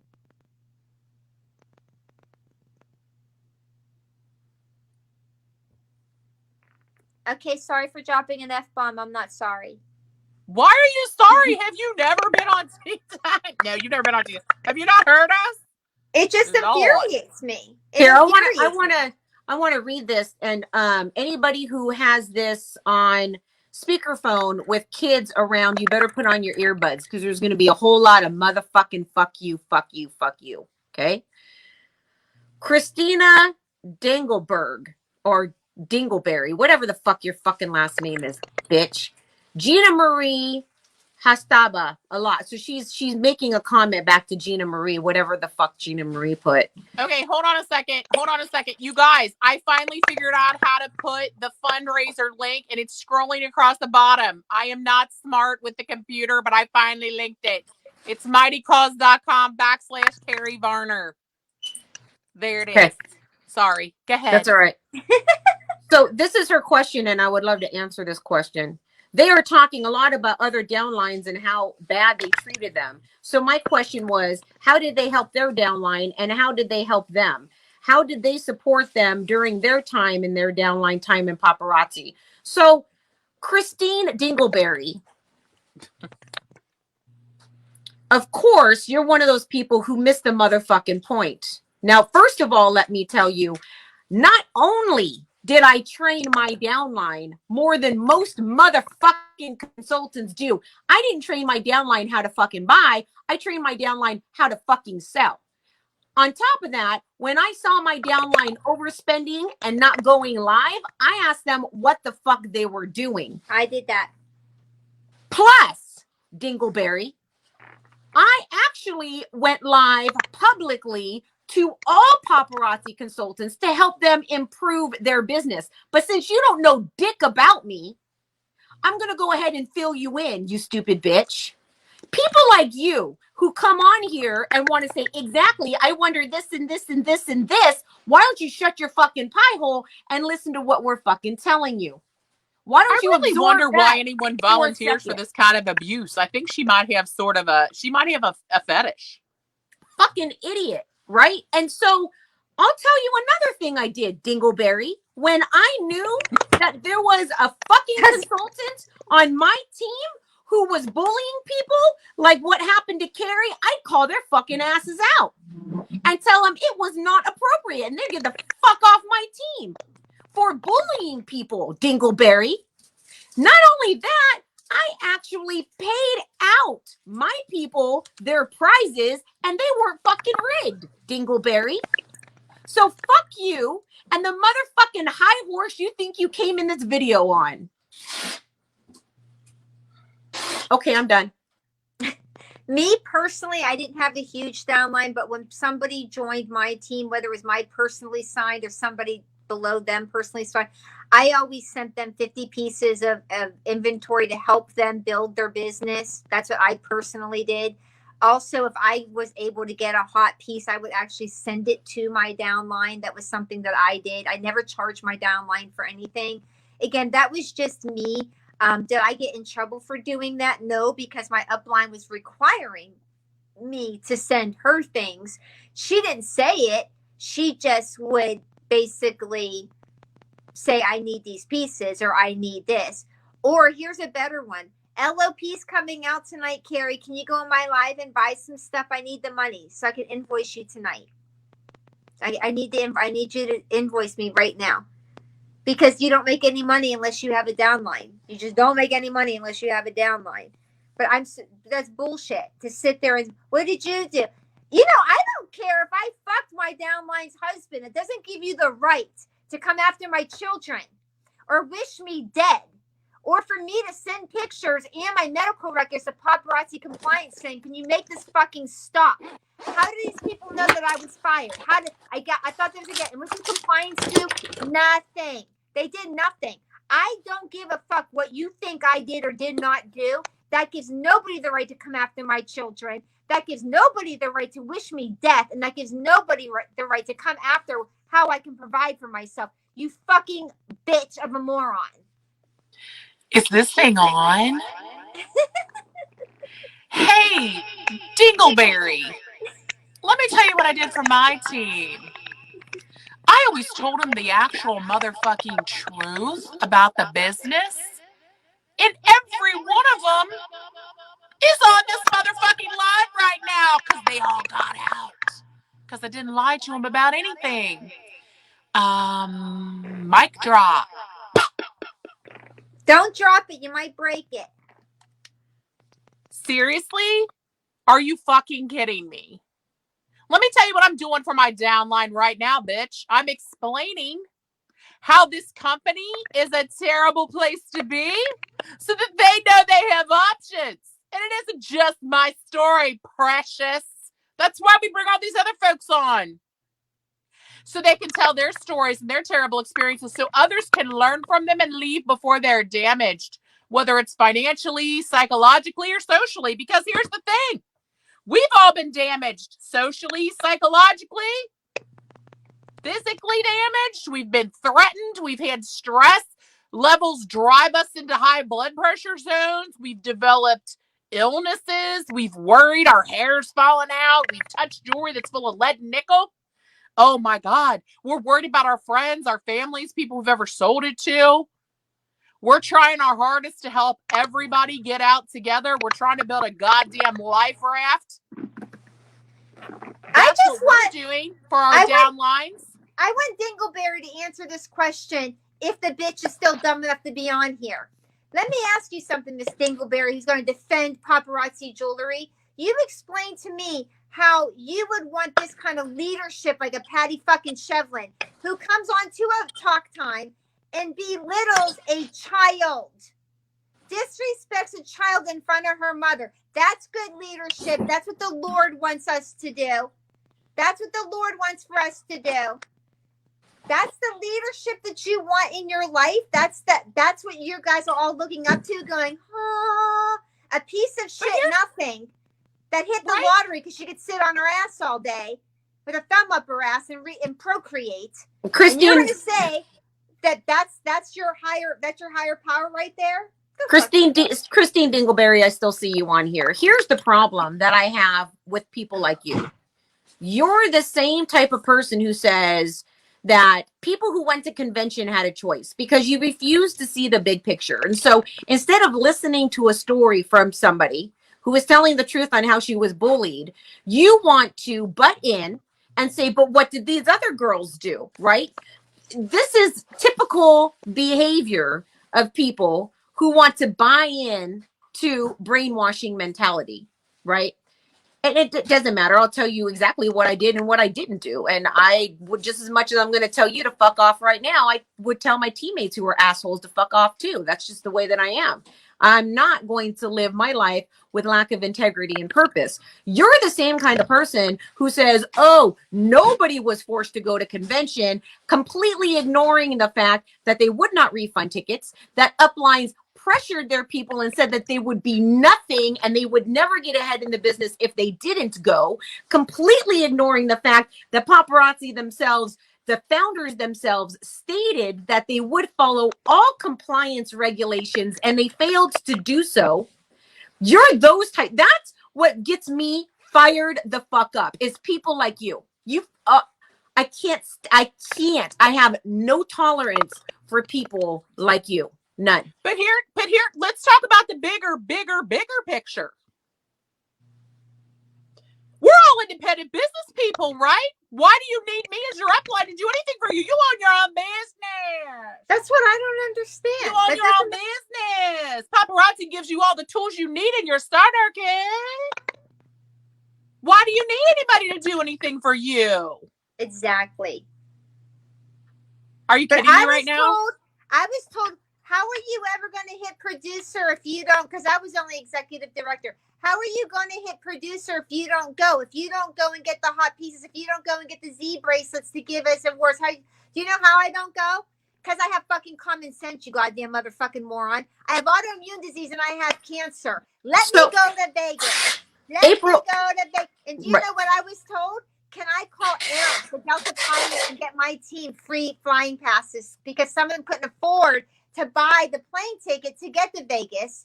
So they want me to hook them up with my ex-husband. Do you know the pilot that I was never married to? Well, I guess I was married to him then because now they want me to call my ex-husband and get them free tickets because they can't afford to fly down. Did they want those buddy passes? My brother used to work for Delta, so I'm very familiar with the buddy pass system, yes.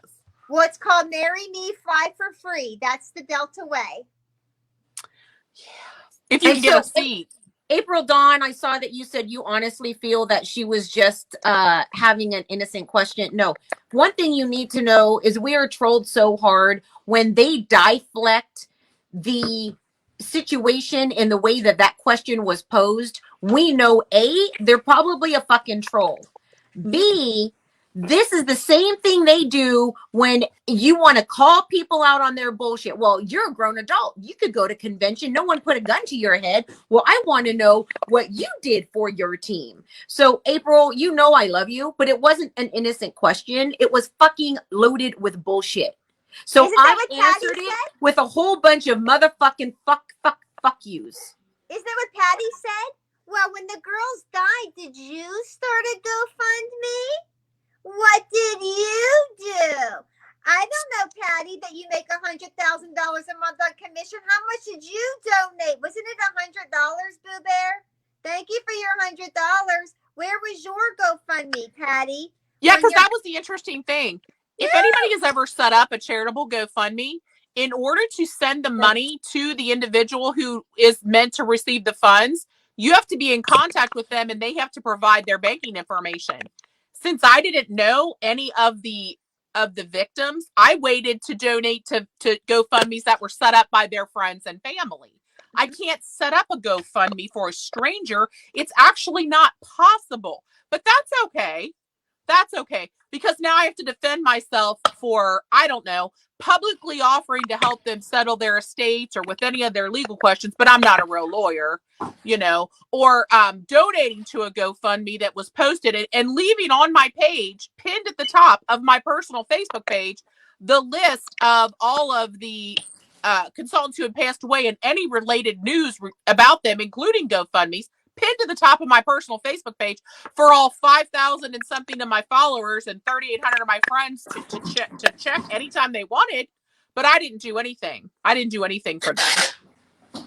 So I'm not going to defend myself anymore to people who don't like what we're doing here. I don't care if you like. But here's the thing: we're not here for you. We're here for the people who are unaware of the negligent, damaging, unhelpful, borderline illegal practices that we've all witnessed. And when I say borderline illegal, I believe that running a contest and fraudulently saying that it's going to be randomly picked and then fixing that, I believe that's a crime. So I'm not positive, but I'm pretty sure that smells like a crime to me. It smells like a crime. No, because you know how borderline. They have that wheel that you use and you can turn it and then you watch it. You can see who wins. Erica would just have a piece of paper. It was a torn up piece of paper that would just say Angela on it. And she would screenshot the picture. It says Angela. And but then other contests, she would actually use that app where you could do the Wheel of Fortune wheel and you could actually see it. But I've watched people do it legitimately. I've watched people do that legitimately. But this is them saying, okay, you're going to win tomorrow. Yep. But you can't have it. By the way, It's all for show. That's fraud. So I want to bring up a couple things. A couple people are like, what do you have to do to get out of paparazzi? Well, number one, all you have to do is agree to anything in this video, because paparazzi literally has hired people in the company to read every single comment on every single tea time, which is why I say, fuck you, Misty Kirby, because I know that she watches or she has people that report back to her. So all you have to do is say, I love you, Tracy, or I love you, Geraldine, or I totally agree with Carrie. They're totally fucked up. And they will go ahead and cancel your account. Or, which is a fact, I actually got a message again today and someone didn't even hardly say anything. They just said, I agree. And they said, well, because you agree with because you agree with somebody who does not follow paparazzi support and, doesn't suck up ass to paparazzi, you are terminated with no rights of ever coming back. And if you feel it's okay to belong to a company that will completely take away your opinion, even if you put on here, their shipping sucks and you're a consultant, you will be canceled. It's a fact. You're going to be canceled. And the fact is, it's true. Their shipping fucking sucks. Yet if you're a consultant and you sell something and you don't ship it to your customer within a week, and that customer calls paparazzi, they're going to suspend you until you ship their item. Yeah. I realize that paparazzi is a privately owned company and they can make up rules about how they wish to interact with other humans in the marketplace. They're allowed to do that. But when they create a consultant agreement with you, there's a set of policies and procedures that you agree to operate under, but you're not allowed to print them according to the policies and procedures. You're not allowed to print that out because they change it so frequently. Yeah. They don't want to be held to it, right? So every time you make a purchase in fine print, you're agreeing to all updated policies and procedures, whatever that may be. If you call and ask them a question, you're told to send an email because there's no one to answer you. If you write an email and ask a question, your response is basically a reiteration of the question you asked them and telling you to go look at your policy and procedure manual. But you have to look that up online, and it may change from day to day. So today the answer may be different than tomorrow. This constantly changing contractual relationship that you have with them, if for no other reason that it is very difficult to operate as a business person under that contractual agreement that constantly changes, I'm just suggesting that they are not worth doing business with. But if for whatever reason you can get past how sketchy they are to do business with, the social pressure, the psychological pressure, the gaslighting, we haven't even talked about the fake charity bullshit yet. Caroline's gonna come back down in a second. She got called away.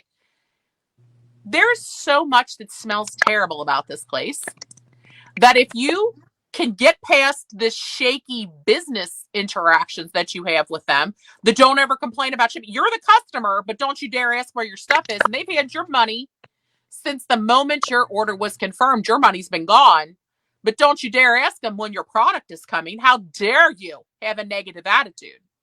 How dare you question the Almighty, right? So you get past all that, then you are voluntarily subjecting yourself to the oversight of your upline and downline, apparently, who are constantly looking for ways to report your potentially questionable behavior or really just make up lies about you, where you constantly are going to lose your business relationship, your contractual ability to purchase, whether you did it or not. So it isn't just you and paparazzi, it's you and every other paparazzi consultant and customer that you've ever dealt with who now has power over you. If you're okay with that still, are you okay with people fixing contests? Are you okay with people calling people's family members and harassing them? I mean, at what point do all of the people who constantly defend this company and say, well, you know, it's just a business, I have a business relationship with them, I make money. When do you draw the line? Where is the line for you?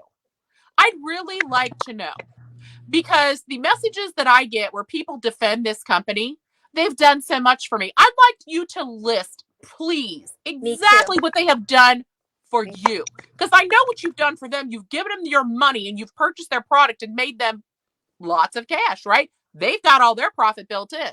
Because I'm telling you, they're paying between 5 cents and 50 cents for all of their regular price jewelry that you're buying from them for $2.75 plus tax that they're pre-collecting. And apparently, according to all of these people who are being audited, not actually reporting accurately on your behalf. But that's a whole nother matter. What have they done for you? I want you, please, someone who feels that they have done something for them, to tell me what that something is. Because if that something is that they've paid you a commission for dragging all of these other people into contractual relationships with them, and that's how you justify it, that's not enough. I really just want to know what it is that you are basing your defense on. Is it a social system because you think you can't have friends outside of paparazzi? I can tell you right now that we've got a group called Recovering Paparazzi Consultants that has 1,816 members. That's 1,816 people who are willing to start up a friendship with you. Yeah. Because that's what they're doing there, their support. If it's because you're making money, I can tell you that we're all making money in new and different ways that we don't have to answer to Big Papa for. Maybe you just really like it. You really like that product. Based on our research to date, not lead and nickel free, like they're stating. Not lead and nickel free, which is what you're telling your customers and what we were told. So please, I need somebody. And I'm open to listening and letting bygones be bygones with somebody who can give me a real list. I'm not going to attack you personally. A real list of things that paparazzi has done for you. Did you build up your own self-confidence by going live? Paparazzi didn't do that for you. You did it for yourself. Did you develop real friendships and real relationships with your customers and with your fellow paparazzi consultants? Paparazzi didn't do that for you. You did it for yourself. Did you make money? You made money by purchasing something and selling it for more than you bought it for. You did that for yourself. In case nobody told you, whatever you've done in paparazzi, you did it for yourself. Pat yourself on the back. Give yourself a crown. The company did not do that for you. Did they provide you with the opportunity to purchase products from them? They sure did. What you did with it is what made you a success. Nothing they did for you made you a success. You made yourself a success. Did others help you by lifting you up along the ladder, giving you advice, giving you maybe just telling you stories about what they did coming up to prevent you from making the same mistakes? Did they warn you about things to avoid? Did people lend you a hand in your group? I hope they did. Most of us don't have a positive experience in that regard, but some people did. Did other people help you? Sure. Very few people exist in a vacuum. This is a human interaction business. We're selling to other people. But you did that yourself. You did that yourself. And I'm so tired of having people tell me, paparazzi made this possible. No, they didn't. Everything that was possible because you put forth the effort, or somebody helped you, gave you confidence, gave you friendship when you were lonely. All of these social structures that you think you've built, you're an integral part of them. You did the work. Stop giving the credit to a network marketing company. I'm tired of hearing it.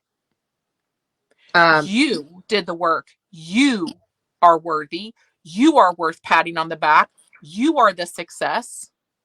You did that. And if you failed like I failed, I did that too. I don't blame paparazzi for failure to make money in business because I bought more product than I had sold. The company does not set you up to be a success. So if you literally did not come out of it financially sound, that's the network marketing industry. It's not a great industry. You can research. There's a book called Ponzi-nomics by Robert Fitzpatrick. Read it. It might be free on Kindle Unlimited. Ponzi-nomics explains the history of network marketing and how it is set up and has been proven over time by scientists and government officials and economists that the business structure is not equitable and does not pay everyone. And after a certain period of time in the development of that business, people stop making money. This is not me with my opinion. This is economists with facts. So if you didn't make money, neither did I. Still operating at a loss based on the volume of inventory that I bought and have not yet sold. Do I hope to turn that around? Of course I do.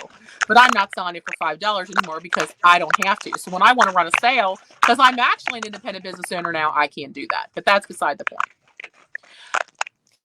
Paparazzi does not care what you are besides the value of the income that you provide to them. Whereas your friends and family do care about who you are. Does your upline care about you? Maybe some of you have genuine relationships with them, but what we have seen more often than not is that they only care about you to the extent that you are improving their quality of life by them getting a percentage of what you spend. I'm not saying every one of them is like that. I'm saying we've seen a lot of really bad stories here. So if you feel like your upline is your friend, tell them that you're considering leaving and see what they say. Because when my downline told me, you know what, Tracy, this is not working out for us, I think we're going to back up. I'm like, I totally understand. I completely understand if this is not working out for you. It's a lot of work. Maybe it's not work you can do. Maybe it's not work you can do right now. Totally get it. I wish you the best. Is there anything I can do to help you wind down your business? That was my response when people left. What can I do to help you wind down your business?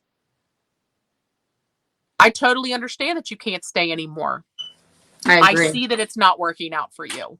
If your upline doesn't say, and I'm not saying that you have to go, I'm saying ask your upline what they think about you quitting and see what their response is. And if they're your really real friend, they're going to say, listen, it's not working out for you. Can we look at a couple areas maybe to turn it around? And if you're really ready to go, girl, I get it. What can I do to help you? Thanks for all you've done. Thanks for the things you've done to be part of the team. Thanks for, helping me be a success. If they don't thank you for what you've done and offer to help you exit in the most graceful way possible because that's the best thing for you, then they're not your friend. And I'll say that, and I have my teammates who completely not agree, but they support what I say. Sorry, I have shipping in the background, but that crackling noise wasn't us. That was Carrie, which we were trying to figure out before. But I am very good friends with people who were on my team who literally produced nothing. Like they were there just on the team, and I became very close friends with them, and I'm still very close friends with them. Whether they were working the business or not working the business. And a lot of the times I would say, look, this isn't for you. Well, I'm just going to stay in so I can have the camaraderie of the team. Great, right? That is when you have a true friendship. But not very many paparazzi uplines are like that. There's team members I would be like, you are buying way too much. You're not going live. This might not be your cup of tea. I just, and in fact, there's other uplines who have done that, and they got canceled by paparazzi by discouraging team members from purchasing their product. Did you know that, Tracy? So by us as a leader telling our teammates, hey, you probably should not, I just wanted you guys to know why Carrie popped off, because it looked like she disappeared, but she popped off because the static was making her nuts. So Carrie, thank you so much for being on with us tonight. If you want to pop back on, you're welcome to pop back on. But if you want to be done, girl, thank you. And I'm going to talk about the Mighty Cause fundraiser here when we're done. But I'll make sure. I want you guys to know that the link works. So far, you have all generously already donated $450. That is amazing, because no one has to do that, and you've done it out of the goodness of your heart. And Carrie, you deserve every bit of this. We are grateful for your service in the military. We're grateful for your continued offers of support to children in need. You are an amazing human being, and I'm really glad I met you. Thanks for the time you spent with us tonight, and I sincerely hope that you come back and give us updates on how your recovery is going. So I don't want you to feel like you have to come back on if you're not ready to. But I just wanted to thank you and tell everybody why you popped off.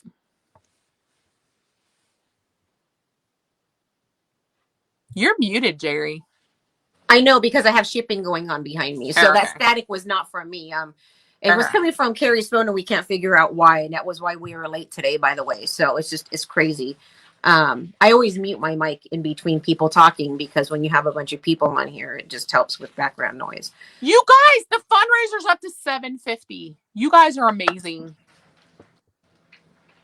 Wow. So we had some interesting messages this week. A lot of them were people sending us videos about some questionable, I just hate to even bring this up because it makes my skin crawl, because I didn't like the Maloof fundraiser at all, right? I did not like the Maloof fundraiser because I did not like that they pulled the people up on stage and showed everyone at convention people who had been trafficked. It hurt my heart. It hurt my soul. It's very triggering. I have friends who are victims of sexual assault, and I'm not okay with that, especially without a warning, so that people have the opportunity to exit if they can't handle that information. But something really did bother me, and I want to bring it to everybody's attention, because I'd like to get Jerry's take on this, because I'm not sure if she saw this video. So I'm trying to scroll up to make sure that I have it. Usually Caroline pulls it up so everybody doesn't have to wait for me to figure out what I'm doing, but I'm gonna see if I can pull it up.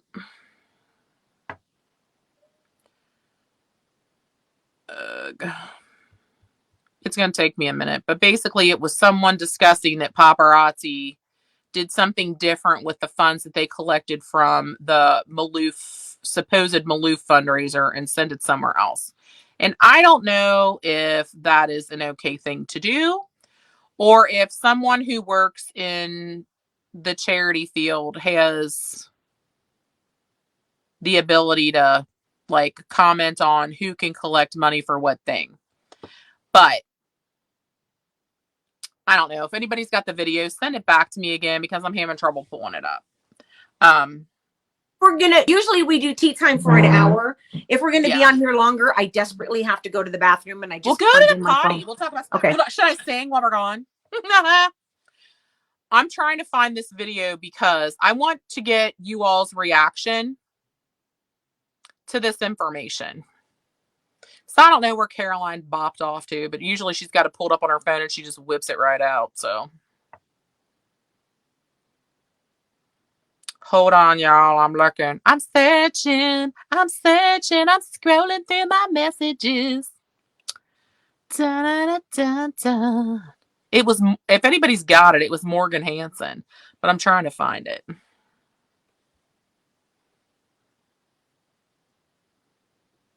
I don't know if I can find it now. There it is.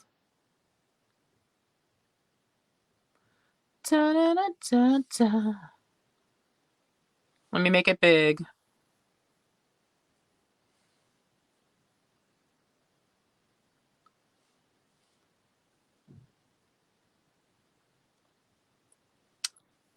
Okay.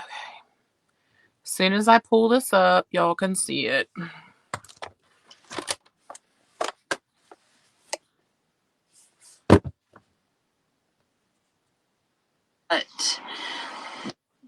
But you know how you. Okay. So. And there, I touched it. Paparazzi Possible a couple months back, and we were raising money for the Malou Foundation. But you know how you could also donate with like the individual items. I just have to tell you a story. So Misty last night was talking to us and told us that because of COVID and everything, the orphanage here that Paparazzi does a lot with, the boys and the girls orphanages, they got hit really hard with COVID. Like all of their donors stopped coming in, obviously, because we couldn't travel and everything. So they said that they were like, well, honey, was it 1 week? They're 1 week away from closing. And they basically just, the kids that could fend for themselves, they just put them out. And they had to fend for themselves. And sorry, guys. It's going to already be emotional today. I don't even know why I put makeup on. But, and then they got the kids that were still in the orphanage were praying for something, and the people that help. Hey, Valerie. The people that help work at the foundation, they're praying for something to come. And then Misty called them. Trent had talked to the person that runs the orphanage, and she didn't say anything, that they were doing so bad financially.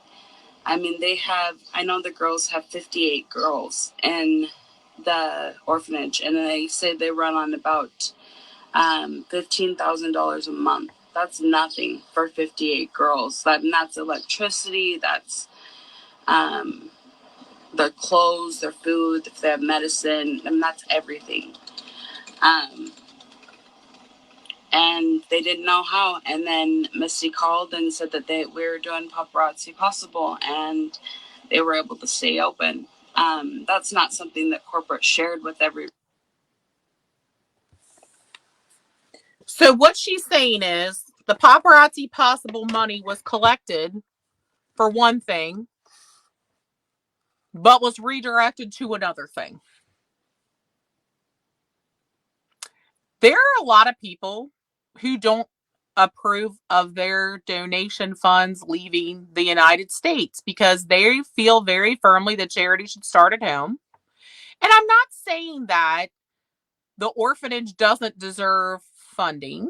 I'm not saying that at all. I'm saying I'm interested to hear what folks think about their funds being redirected from one charity to another, because if I donate to the American Cancer Society and they give it to Toys for Tots, both are equally deserving charities, but I was directing my money and told my money was going towards something that I was trying to support at that time.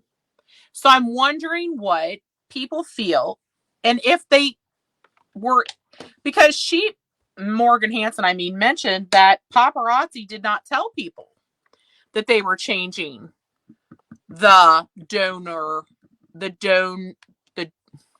trying to think of the right term, who they were donating to, the donee, like who was receiving the donations. And I'm wondering if anybody is familiar enough with, because I'm not familiar enough with the laws surrounding charitable donations and having them directed, to know whether or not that was appropriate. Because I'm sorry, aren't Misty and Trent Kirby millionaires? Why did they have to take the charitable funds from the Maloof Foundation and give them to the orphans? Why didn't they just make a personal donation? Is that an inappropriate response to that? Because I'm not trying to be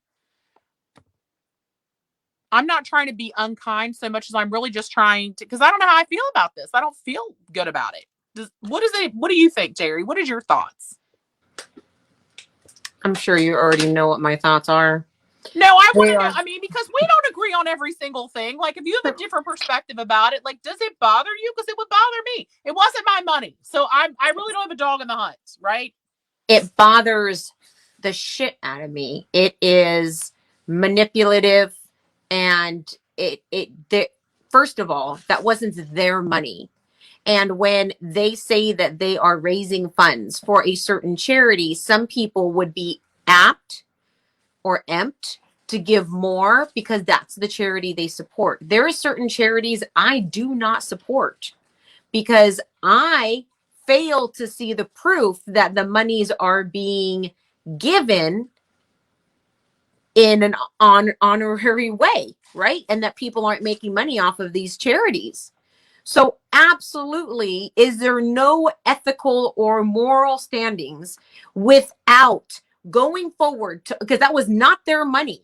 That was the consultant's money. And let's say again that we are not, as consultants, allowed to use that as tax donations. Like, we can't use that on our taxes. It's not a 501c3 officially recognized charity by the Internal Revenue Service. Correct. The Internal Revenue Service has a list of the requirements that you must meet for your donation to be a tax write-off for you as an individual who makes the donation. There are only certain charitable donations that you can write off, and none of these seem to meet those standards. And unless I'm wrong, I don't believe these meet those standards. Which I had a problem with also in Paparazzi. And the first charity I gave to, I was not aware of that. And so when I wrote into compliance and asked, how do I turn this into my taxes, right? I never got a response ever. And then I emailed again. You never get a fucking response to that question ever.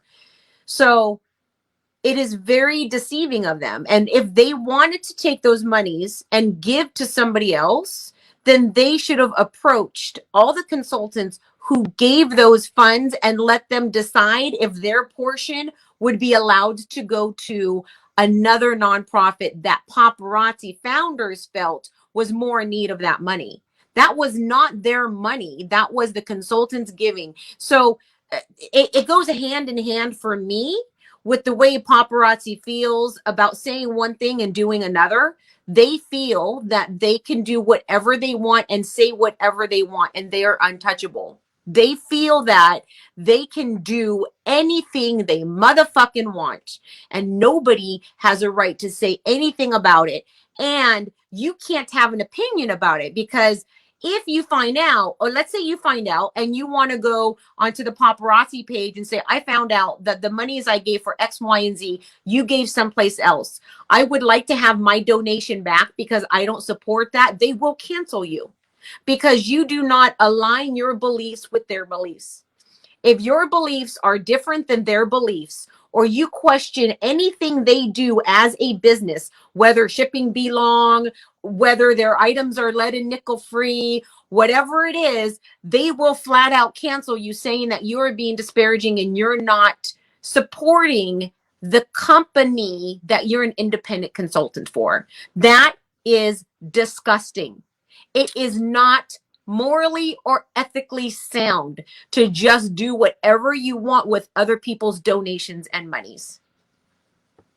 Okay, so I just wanted to make sure that I was not the only person who found this to be absolutely squicky. Because it is. It's squicky, right? It's just squicky. You guys, someone has just texted me something and asked me to bring it up. It looks like one of our least favorite elite consultants and one of Jerry's personal, I guess, not friends, unfriends.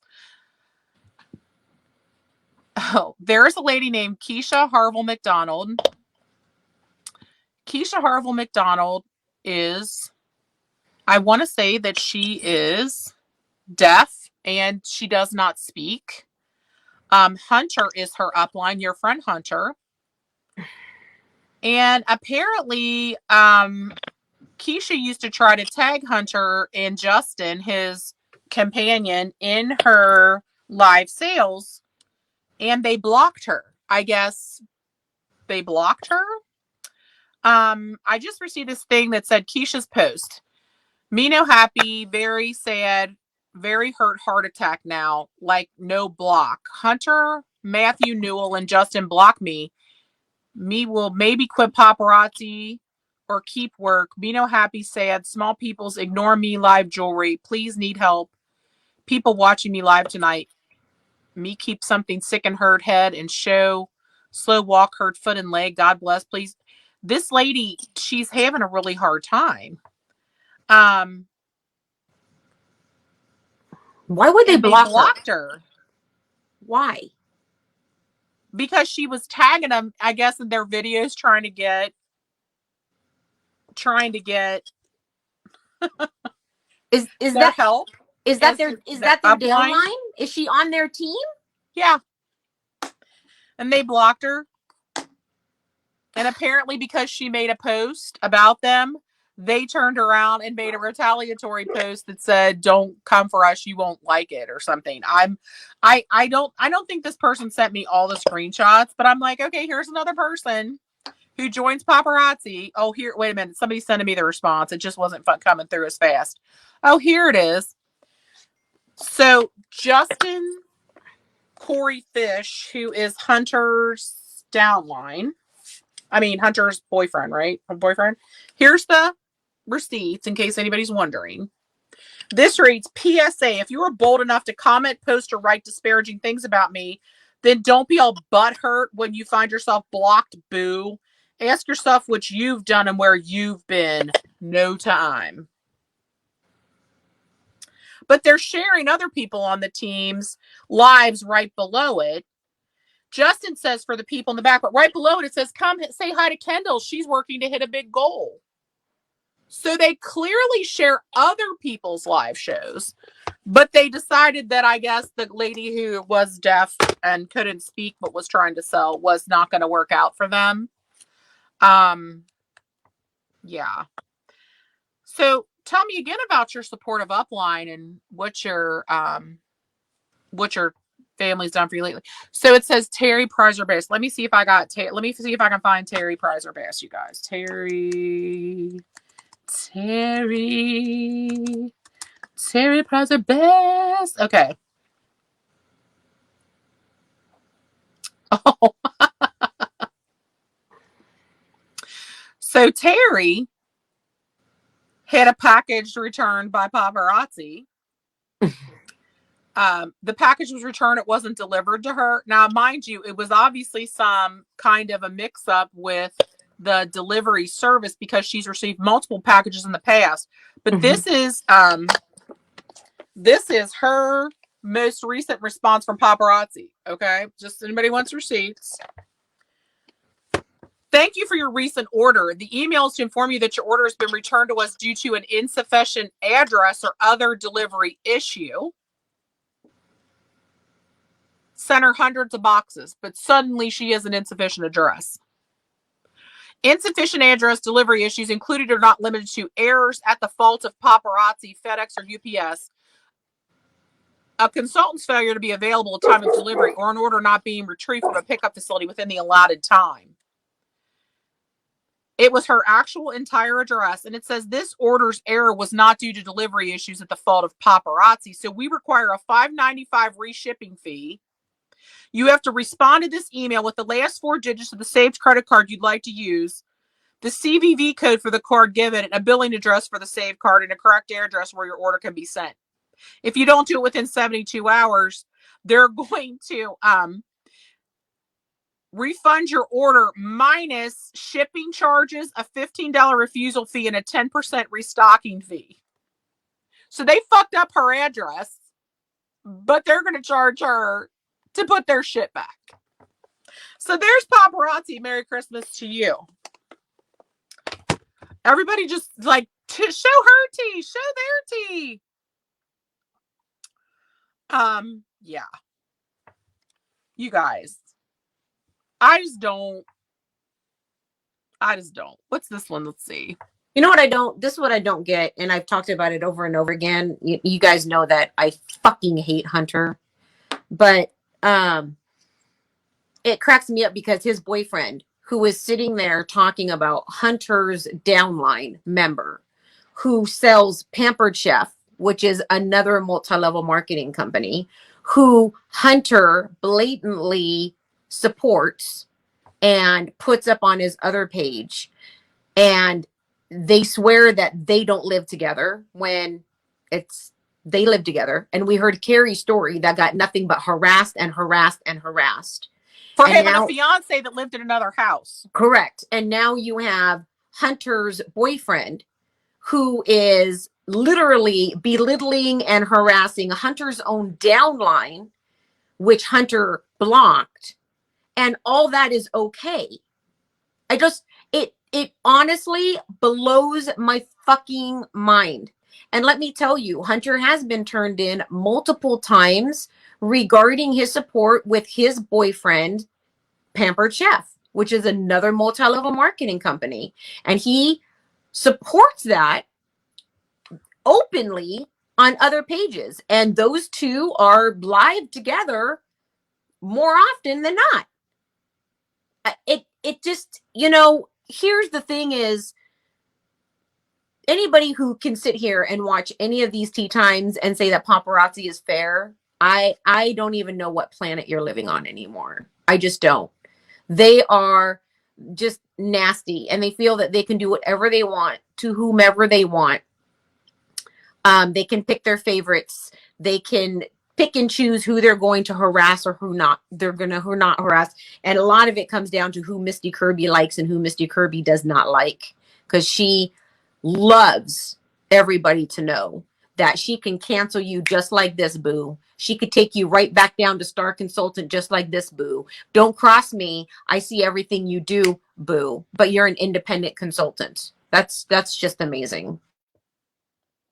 So there's a comment from tonight's tea time that somebody screenshotted and sent to me that they want me to read, and it did scroll back up. So I'm not gonna show you. It's on this tea time in the questions or in the comments. It's from a lady named Penelope Santiago. And she said, I don't know if this comment is ever going to be seen, but I am Dominican and I'm skeptical about how paparazzi is doing business in Dominican Republic. I'm going to do my own research because Dominican Republic has a lot of rules. And I always say, if it smells like a fish, it looks like a fish, it's a fish. They are playing with kids' emotions and God knows what else. Is it because of tax purposes? I don't understand why, when the country was shut down, they were having quote unquote retreats that I personally couldn't go just to visit my parents. Right? They had their elite retreat. That is an excellent point. I couldn't go just to visit my parents. Who are they? What privileges do they have that a native Dominican doesn't have? Penelope, that is a very good question. You couldn't even enter the country to go see your parents, but they had their elite retreat in the Dominican Republic where everybody flew in and stayed at that resort. And that's not us guessing where they went. They were on social media with no masks all over the place the whole time they were there, y'all.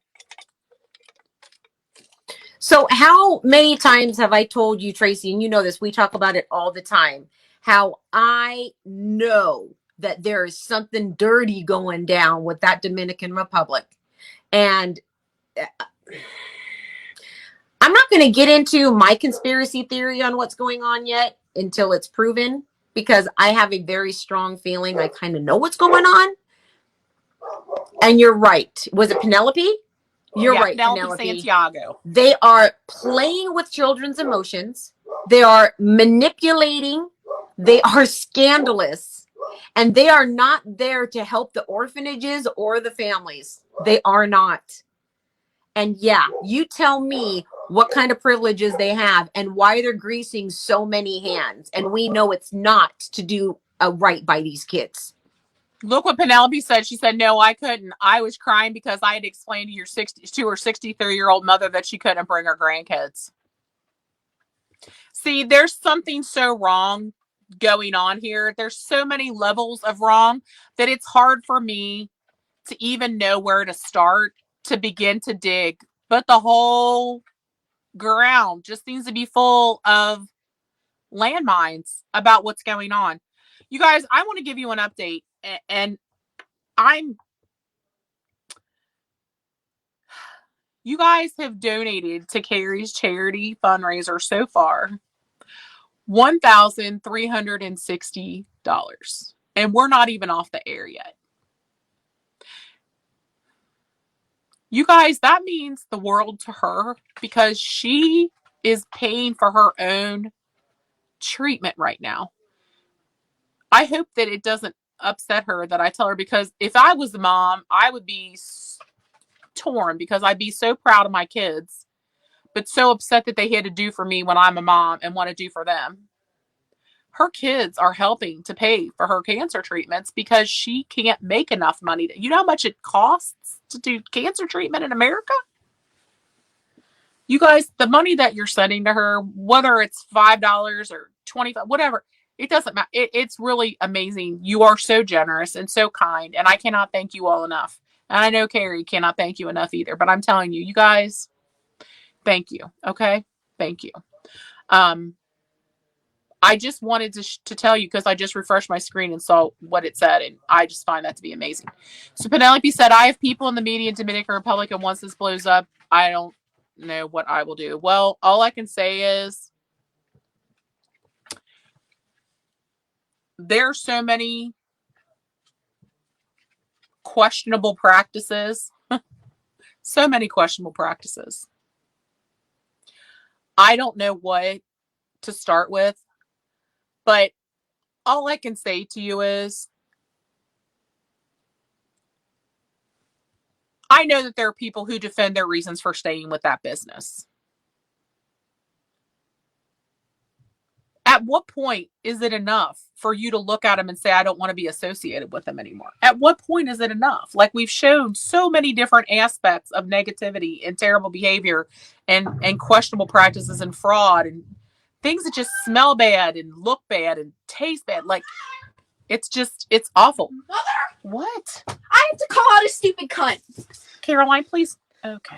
We have someone on the GoFundMe, and she's on the live as well. What? Hello, Kim Carpaw, you stupid bitch.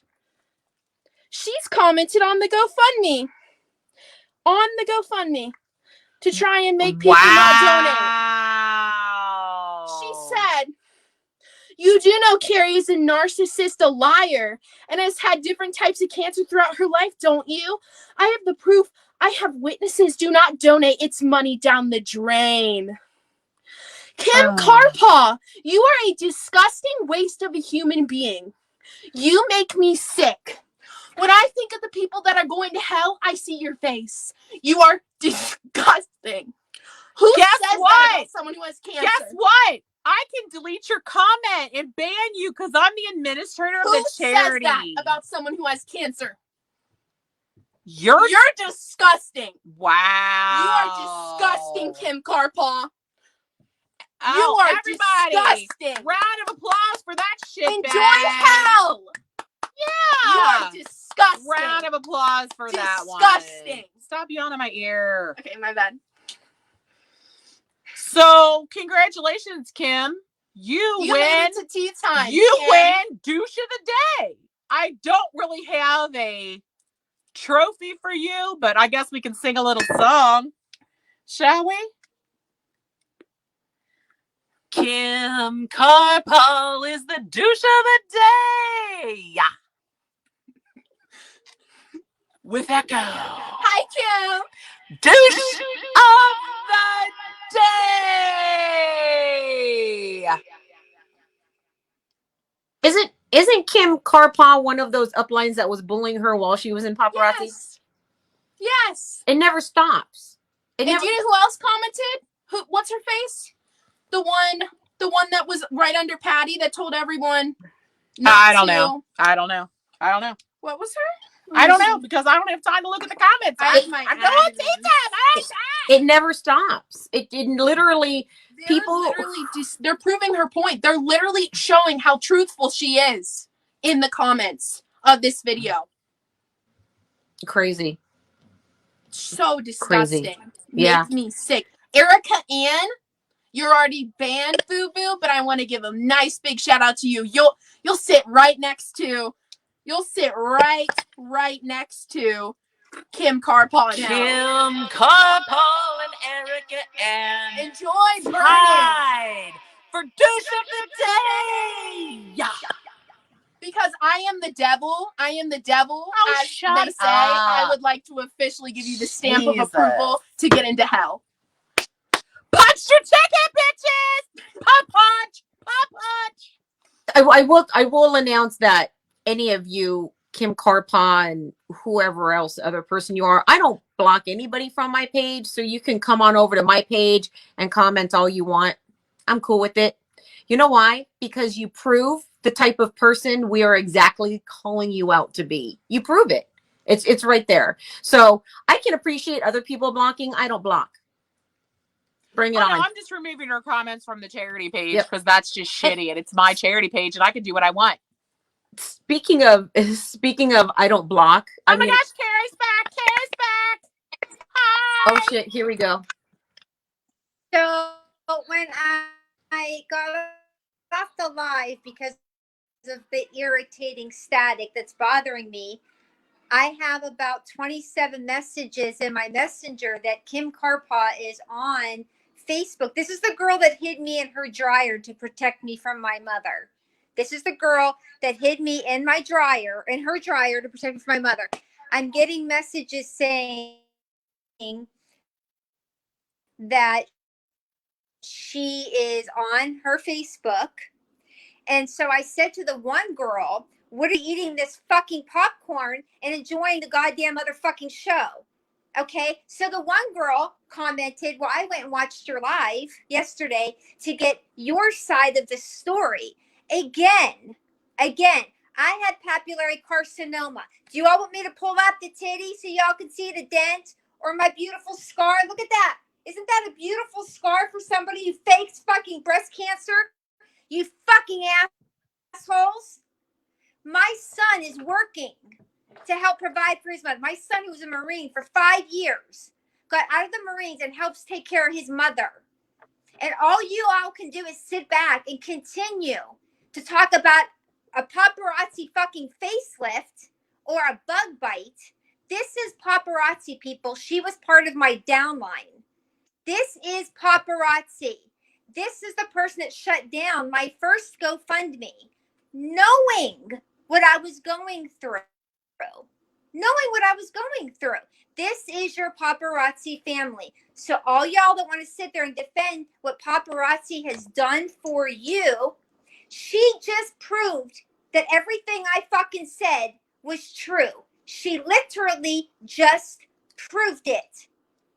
So you have the scars, you have the pictures, you have the proof of my military ID, you got the proof of I showed it all to y'all. And still, disgusting.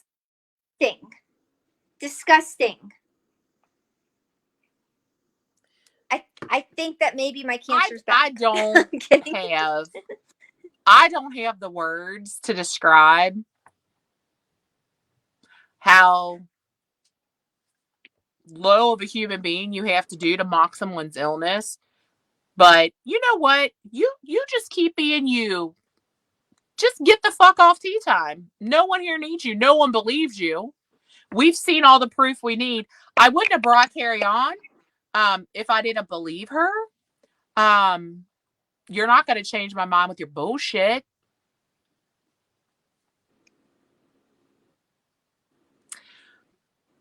Carrie, thank you for your service. Thank you for showing us your scars. I'm sorry you had to. I'm sorry that someone made you feel like you had to do that, because I believed you anyway. I just want you to know that. I believed you anyway. So I'm sorry you had to do that. I'm sorry that this has turned into that for you. I hope that you forgive us for putting you in the position where you had to have all that brought back up again, because what the fuck, Chuck? Oh, look at that. Tea time's not even over. It's just that everybody deserves a moment of healing. And you can't even get a moment of healing from, and again, she's paparazzi. She's part of paparazzi. You can't even get a moment of healing. It wasn't even, what was it, just a few weeks ago when I surrendered my medication to the emergency room because I was suicidal. So here I come on Tea Time to again tell my story to help other people so they don't feel alone. And I'm getting attacked. How does that resonate to people that want to get out of paparazzi, feel like they can't because they're afraid of getting attacked? So that's what you're doing right now, is you're keeping people in a line of work that's hurting them, that's using them, that's abusing them, taking advantage of them. And you are keeping them right because they're afraid. They're afraid to leave because they're afraid of this backlash. And here she is in the group, proving the point of why people are so fucking afraid. So what do we do with that? Because she just proved why some of these consultants say, I'm afraid to leave. I'm afraid of the backlash. I'm afraid of what's going to happen. And it's very true. There's a lot of people who have messaged me who say, I really want to get out, but I'm afraid of the social media abuse. Yet the Aaron Bywaters, cry that they're cyberbullying because I mention their name or I tell people that they're fucking liars. These are the same exact people who are going after paparazzi consultants when they leave and bully them to shut them up. Ashley Henderson, which cheeks are you calling fat? These or my ass? Because my ass is definitely fat. Thank you, Ashley. PHAT. What? Don't what? be jealous. Don't be Where jealous, is boo-boo. this? What? If you're flat, just say that. If you're flat, just say that. There's no reason to be jealous. Ashley Henderson, Carrie, are you not tired of fucking talking yet? Oh, aren't you precious? Ashley. With your blank profile and your fake name. Aren't you brave, Ashley Henderson, or whoever the fuck you actually are? You fucking coward. Fuck you. You coward keyboard warrior. Say it to my face. Fuck you. Go to Colleen Nicole's profile. Yeah. My address is there. Yeah, right. She can actually mail you. Yeah. So actually, all y'all are doing right now with your fake profiles and Kim Karpog coming in here, all you're doing is showing that every single thing that I have said has been 100% accurate. That's all you did. Where do they learn it from? Patty Shevlin, who makes fake accounts and trolls people and goes and makes accounts and bullies people. That's what people in paparazzi do. It's crazy the amount of time that they spend doing it. It is the most dysfunctional. I'd like to know why everybody's selling their motherfucking soul and tossing all their integrity in a garbage can for $2.25. You're not selling fucking kidneys to people who need them. You're selling cheap ass jewelry. You have just humiliated yourself and sold your soul, your integrity, and made yourself look like a complete fucking douche for costume jewelry that I have seen come out of a bubblegum machine and look remarkably similar. Stop it! You're embarrassing us all. Stop it. Well, they're embarrassing paparazzi, but they're proving our point is what they're doing. And that's why I don't ever block anybody, because I love the point. I never even blocked Karma Chameleon which is Patty's little. Now she won't use that one. She'll come up with a different one. Like, I don't know. See you next Tuesday, which is Caroline's and Tracy's favorite word, which is cunt. Cunt. Do I need to trademark see you next Tuesday? I'm on a tear this week. I've already trademarked 2 things. Don't get me started. I just find it very, very disparaging to people that want to get out and they're so afraid. And like I said, I got off because of all that ungodly static. And when I got off, my phone went ping, ping, ping, ping, ping, ping, ping for messages, people saying, oh my gosh, Kim Carpaw's bashing you again. And again, so now you can't bash me and all the other things. So now you could say, well, she's claimed she's had more than one cancer.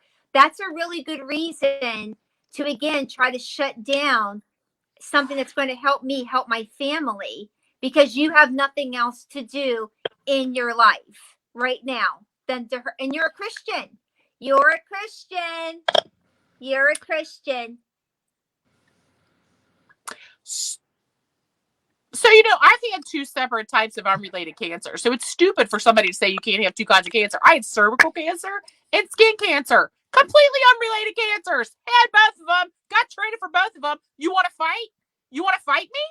But you Come, also say that you're for me in my medical records, you silly, silly bitches. Oh, we got Trish Green. Trish Green.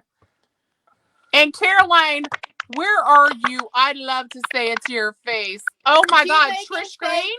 Keep making Trish fake Green? profiles, Kim Carpaw. That's adorable. Why are you coming You for know, a oh my God. 17-year-old? First of all, that is cyberbullying, you giant, stupid fucking idiot. And we just screenshotted it. And your Facebook profile is going to be reported. But thank you so much for spending time with us today, Trish Green, you giant cunt. I can't take the statics, so I'm going to let you all go. I just wanted to come on and tell you that is currently what is still going on in my world. And I'm not going to pretend like it's not hurting me, because it is sincerely hurting me. And now if my children are watching this and my children get to see it, now it's going to further hurt my children. But, you know, we're Christians. We're Christians. Oh, yeah, they're all Christians. Yeah. They're all Christians. Well, I will talk to you 2 later, and y'all stay blessed. Thank you, Carrie. Oh, just let me see 1 second. We might have some people that want to pop on here. Somebody wants to pop on? I think some people will want to pop on. 1 second. Let me just send you can send them the link. Let me just My iPad's about to die. Oh, my iPad's alive. Okay. I have a few receipts to show as well. Okay, good. Yes. I mean, I think it's funny that they want to, like... Everybody wants to come and fight my child. Why? Why do you want to fight my child? Because then you're going to have to fight me. You don't seem to understand. And you're going to have to fight Jerry. Look at Jerry. She's got the vein popping out. Jerry's like...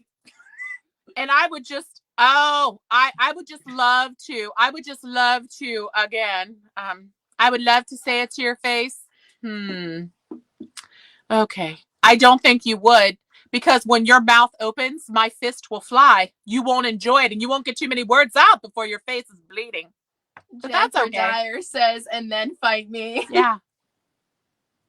Janice, what did Janice just say? Oh my gosh, Janice. I had cervical cancer, breast cancer, and skin cancer all at the same time. My second time to have cervical cancer, first time was 12 years ago. Janice, girl, are you doing okay?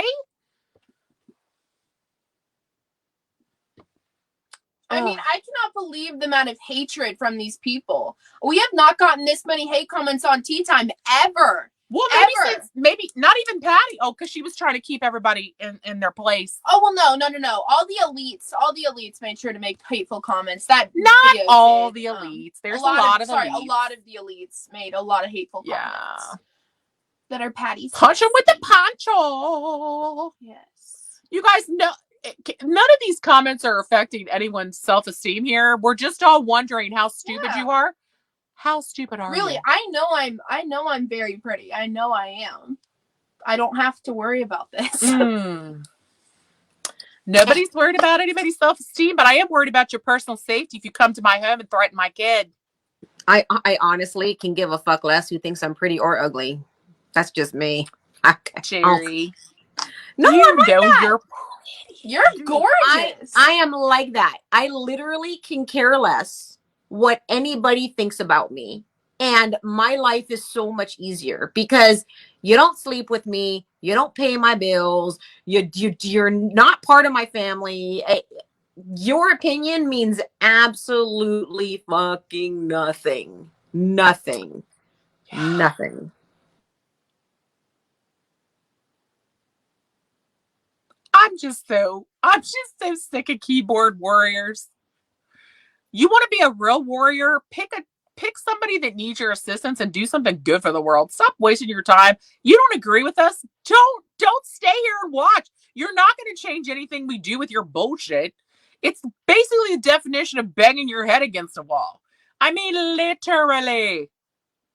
The definition of insanity is doing the same thing over and over again and expecting a different result. Have you seen any change in our behavior since we started? None of your mouth flapping does anything but try to make. Are you famous on Tea Time now because we called your name? That's sad. Find something more impressive to put on your resume, you weak ass bitch. Guess Jennifer Dia's in the house. Jennifer Dia. Hi. Hello, ladies. Hello. Sorry, my dogs want to say hi too. Hello, puppers. We love saying hi to doggies. Your dog really does want to say like hello. I'm Wait, very wait. handsome Are too. your Let's be dogs honest. male or female? The one that just kissed me was female. Hi, bitch. Hey, bitch. Hi. Hi, bitch. That's Hey, bitch. fair. Boo. Hey, bitch. That's Nigel. That's Quinn again. Love them. Her name is Quinnifer because she acts like me. I can't. I can't. So who really wants to fight who? I want to know. So there's people who with fake profiles. Who want to fight me? Is it Tiffany Green? I don't know. Tiffany and what's her other face? What was her name? Sorry. Trish Green. Oh, Trish Green. We have Ashley Henderson. They all want to fight me, Jen. Fight me. Fight me. Fight me. I want to fight you. I want to fight you. Ugh. Wait a minute. Where's my tiny hands? I think it's a felony to threaten someone, but what is it when you threaten a child? So to do so on social media is probably the stupidest thing in the world because actually we found out from when she was threatened the last time by an adult that we go to our local sheriff's department, we swear out a warrant. They then search the IP address, find the home address of the computer that was used or ping the phone that was used. Then they file charges. The carrier has to provide that information. Because you keep talking mad shit about anyone. Yes, I do, you stupid bitch, Trish. So keep running your mouth, Trish, because we've actually had the police at the door of one Colleen Nicole who ran her mouth twice because she wouldn't answer the first time. Yeah, so she's such a keyboard warrior. She but can't keep open talking. the door to the police. Keep talking so we can swear out a warrant against you too for your terroristic threatening of a minor. Genius. But I want to say the reason why these people feel that they can do anything is because paparazzi leaders themselves demonstrate that. They demonstrate that they don't have to follow CDC guidelines. They demonstrate that they can take consultants' money and put it to any charity they damn well please. They tell people we will cancel you at a drop of a hat. We don't give a shit about your life. So all of these consultants. You can talk about people for 3 hours, then when people say shit back, it's a problem. It is a problem because we haven't threatened anyone, moron. Yeah. We'll call you a whole lot of names. We haven't threatened you with anything other than the legal action that we're allowed to take when you make threats against someone on an actual social media platform. You're dumb. I'm not sure if you're aware of this and if anybody's mentioned it to you previously, but you're stupid. Trish, we can track your IP, sweetie. Enjoy. That's what the sheriff does. They have the authority to do so. You know, you can actually, you know that your cell phone carrier for making those sorts of threats using their cell phone service can actually ban you for life from using your cell phone. It's law. It's because it's law. They just But sit keep on their running. keyboard. They're But just sitting on their keep talking. keyboard. Keep flapping your jaws. Keep on flipping flapper. Oh, and Miss Shannon Lovett, love you.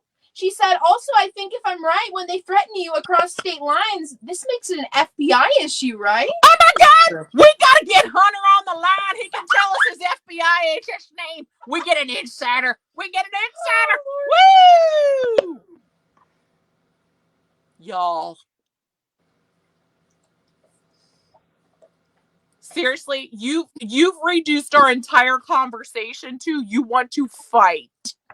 It's not your fight. You don't have any idea who any of the players are here. But Your name was never mentioned, but you gonna fight. the reason why they want to fight is because we're hurting their pocketbook, and we don't know. I'm sorry, is tea time harassment and bullying, Jerry? No. What is it? What is it, Truth. Jerry? Truth. Receipts. If you think it's harassment and bullying, us talking about other people, Yeah, talking about their horrible actions, you think we're harassing and bullying them by talking about them bullying other people. Get your head out of your ass, It's Trish. so Your vain. flat ass. Get It's your true. head out of your flat Probably ass, think the Trish. song is about you. And You're hear the fucking so music. vain.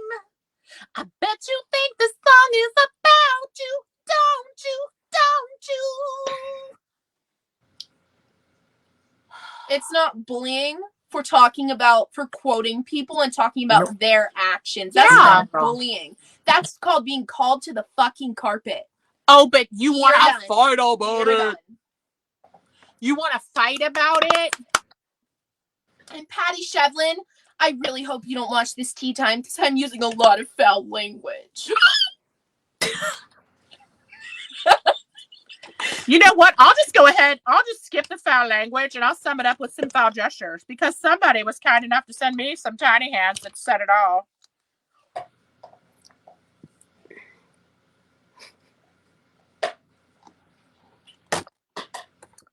Y'all, to the assholes that are harassing a woman who's being treated for cancer, I don't care if you like her or not. She's not faking her illness, and you can also eat a bag of dicks.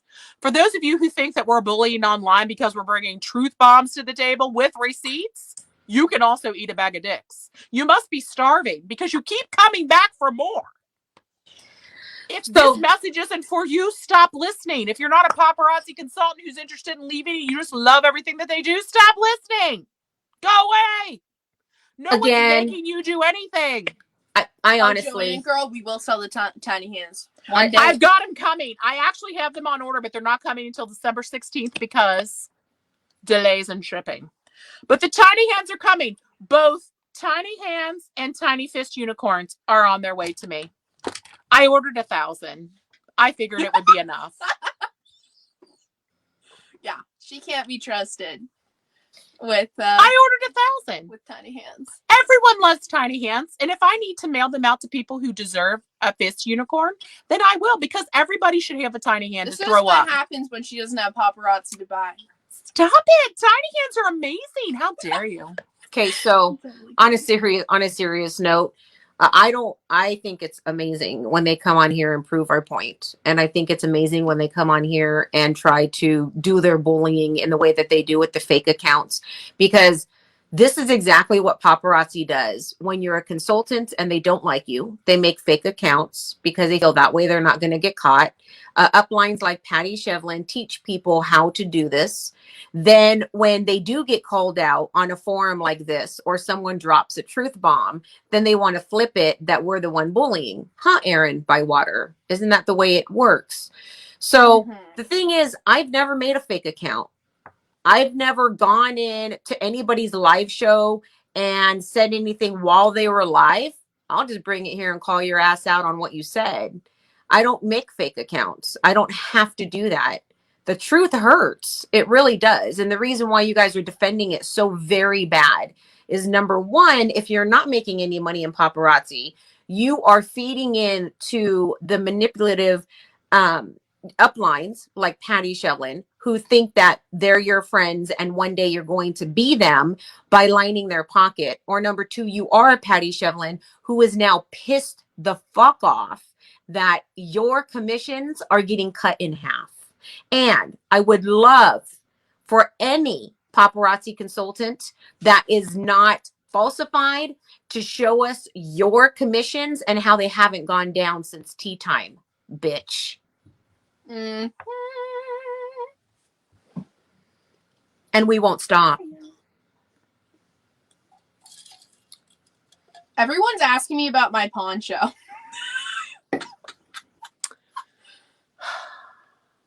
I'll order some ponchos, whatever. There's a lot of other things that, because I had missed last week and I've been super busy, but you know, I'm not busy doing anything. But that we still want to touch bases on. We're not going to do it this tea time because we're 2 hours and 45 minutes in. I know. We said we keep it short. Right. We never. But I'm very proud of everyone on this live who has contributed anything at all to Carrie, because she's amazing and she got screwed. And that actually shows the ex paparazzi sisterhood is actually a friendship group based on true affection and respect and mutual admiration for each other, and not because anybody is buying anybody else's business plan for them. So I think that this is pretty freaking amazing. Yes, and you guys, don't forget, we will be having a tea time after party on Clubhouse. Yeah, if you guys are on Clubhouse. Yeah. Clubhouse. Are you going to be on here, Jerry? Are you finally going to make it to Clubhouse? Jerry might have to work tonight. I'm going to have to work for a minute. I fucking hate Clubhouse so bad. No. You know why it's amazing in the ex-Papa group? Because actual people talk back to us. Like, we're just talking to each other, which is cool. But other people have really cool things to talk about. It's fun. Oh. It's fun. Clubhouse is an auditory only social networking platform where you just listen to other people talk. There's no video at all, and it's really cool. It's like you're on a big room on a party line. It's fun. Well, if I can actually like work and talk at the same time, then that would be That's what we do. Yeah. That's pretty fun. I do know that you guys, I'll link the Clubhouse. If you guys are in the Recovering Paparazzi page, there is a link to Clubhouse, and Caroline's going to put the link to Clubhouse on the Bluegrass link page as well if you guys want to click through. I'll post it right now. Let me get it. Yes. I know that paparazzi consultants use Clubhouse all the time to inflate their egos with their idiocy. Yes, we had one come on yesterday. I use it to actually hear feedback from people who have ideas about tea time, or just Papa stories they want to tell, but they don't want to be on tea time.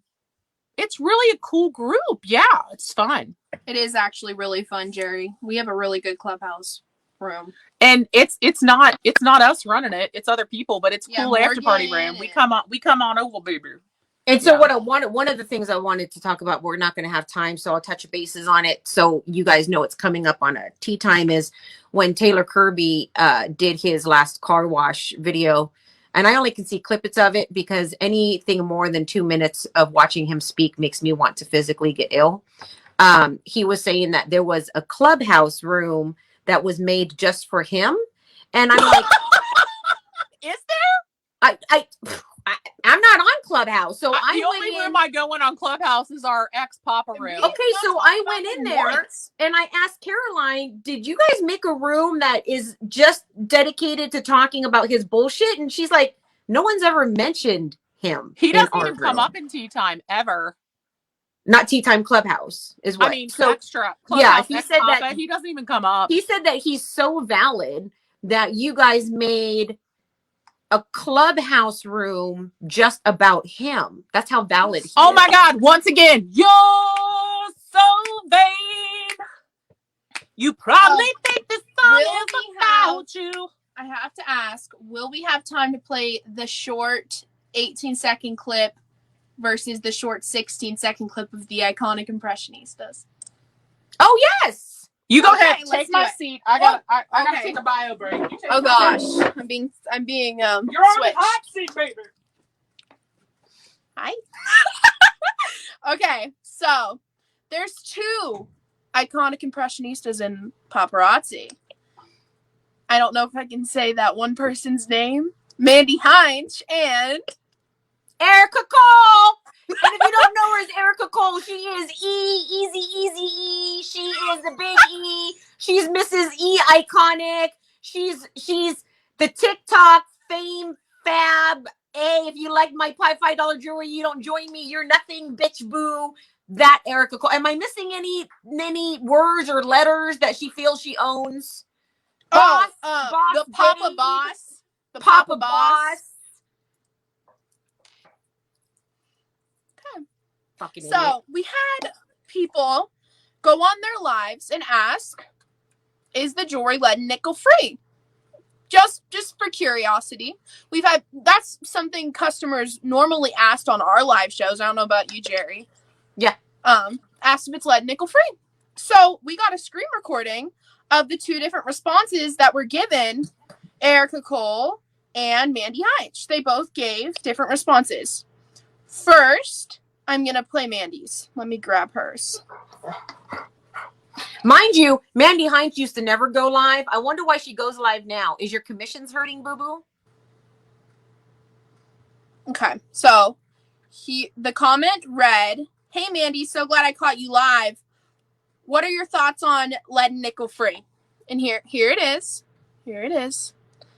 I'm going to play it. Back. Yes, the jewelry is lead and nickel free. It's actually, examined by professionals that know what they're doing. So it is lead and nickel free. Okay. I have tons of customers who have allergies. And she actually the next day made another comment about it being lead nickel free. Our jewelry is actually professionally tested, not tested by a test that anyone can get from home. That's my take on it. Is that it's professionally tested, not tested by amateurs with a test at home. That's my test. That's my take. Okay, so I would like to retort. Bitch, I want to see the official professional testing and from the lab that the testing comes from, because Mandy Heinz, hold on to your fucking little britches, because we're getting it professionally tested. Could you skirt over now? Wait, I have another. We have one more clip. Right. So Mandy Heinz, wait, because I'm going to tell you guys, all these people are coming forward to try to say that what we've done is false, which is fine. We knew that would happen, right? And they're trying to like debunk the whole thing. So you better turn to Paparazzi and ask them for official testing paperwork before you open up your mouth and tell everybody that you know for a fact it's professionally tested, because we know for a fact that they don't do quality assurance. Boom. Oh, and Jerry, we found out yesterday on Clubhouse, a girl sent 50 pieces to LSU along with the two that sent them to different Tennessee universities. So we have 3 universities testing now. And we actually have, this is another person commented and asked Erica if it's lead nickel free. And I want you guys to listen to Erica's response. Morgan, I'm not sure. I can't guarantee that. I'm not a scientist, so I can't guarantee it, love. Okay. Number one, at least she's being truthful, because Right? she can't guarantee I thought it. to myself, now that was a truthful answer. Now, Okay. we have not said kind things about Erica in the past, but that was really, I respect her for that I answer. think that was a responsible and appropriate answer. I don't know what anybody else thinks, but that's the closest thing to telling the truth. Okay, here's the flip side of that. Erica Cole supports that company 1,000%. I want to know how Misty Kirby feels that Erica Cole does not take what Paparazzi says verbatim about their jewelry being lead and nickel free and not spreading that awareness, because she is supposed to support Paparazzi 1,000%. So number one, you mean she gonna be in trouble? Not Erica Cole. She never gets in trouble. But I just find it very interesting that she wants you to come work for a lying, manipulative company that she can't even guarantee that their own facts that they say about the jewelry can or cannot be true. That's very interesting to me. Mic drop. Okay, go ahead. We're playing musical chairs here at tea time. That is quite interesting. Those two, yeah. So we've got like Thursdays. Thursday. I'm like, listen to me. I'm like, I'm already scheduled. We got next time tea time. We got topics. We got topics already. We always do. We always have topics. Yeah, if you guys think that we're going to run out of topics anytime soon, I'm pretty sure that it's not going to happen. But you guys want to hear something fucking hilarious is this is how desperate paparazzi consultants are, that they still troll my page to try to get people to follow their pages, which happened the entire time I was in paparazzi, which is okay. But now those consultants are trying to say that I stole their customer, which is ludicrous. It's fucking funniest shit ever. Okay. Tit for tat. But what I think is hilarious is Jessica Trussell, who was supposed to be my best friend in paparazzi, who is a backstabbing, Jesus come save us, lying fucking bitch. I have Aren't we a speaking the customer. devil's words now? Aren't we speaking the devil's words? Wasn't that the last comment that she made? Yeah. I have a customer who's been with me forever, and she's actually from the UK, and she's always followed all of my lives, and she didn't buy paparazzi from me, but she loved the whole feisty family thing.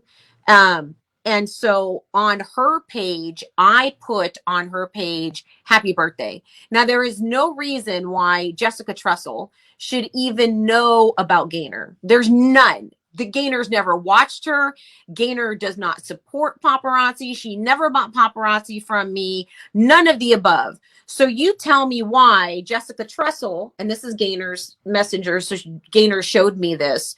You tell me why Gaynor reached out and said, why is this person coming onto my page and wishing me a happy birthday after you posted happy birthday on page? How does she know me? The only relation she would even know of me, because I don't follow any paparazzi consultants but you. I've never followed anybody but you.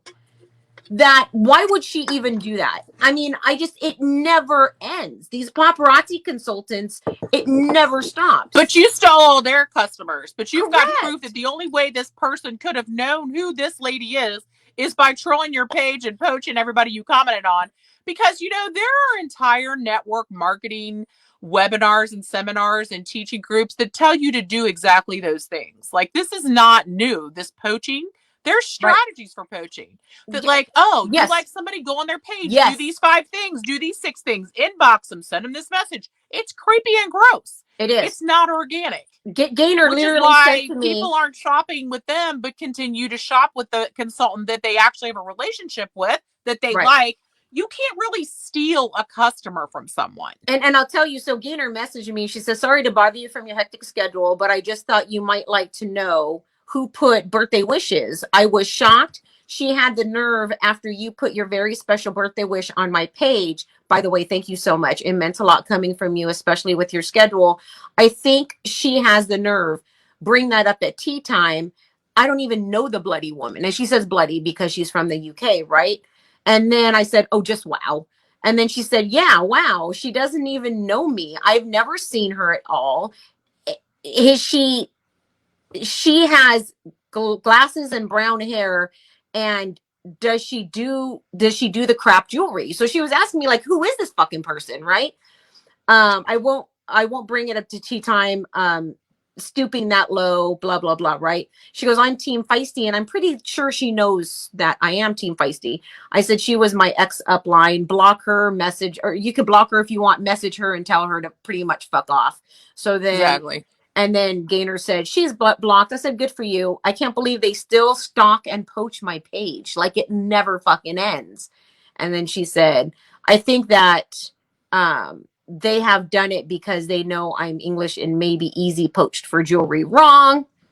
Tea time you later. And Gaynor's been a part of the feisty family for years. But again, she never bought the paparazzi jewelry. And even when I left, she never asked for paparazzi jewelry. You know, it's not her cup of tea. So she wasn't going there and watching other consultants ever. She was part of the feisty family because she loves the fact that I'm brave enough to tell people to fuck off. And she likes that, right? So it just never stops. And this is coming from Jessica Trussell, who is supposed to be leading a large team with integrity and godly intentions. This is all they do. It's a big, huge fucking, they can never grow their pages or their business with any self-integrity at all. At all. It'll never happen. It blows my mind. And I still won't block her. I won't block Jessica Trussell. I fucking don't care. Because no, it doesn't matter if you try to poach my people; they don't fucking like you. The reason why I don't like it's you is kind the of same reason better why they not don't to like poach you. the haters so people can see. Yeah. It makes no I sense. want to tell everybody, just a side note, that wants to go to the clubhouse thing. Once you get in there, the group is called X Papa. So you can search for it if you didn't go through the pinned post, but that's all you have to do, guys. Yeah, that's all you have to do.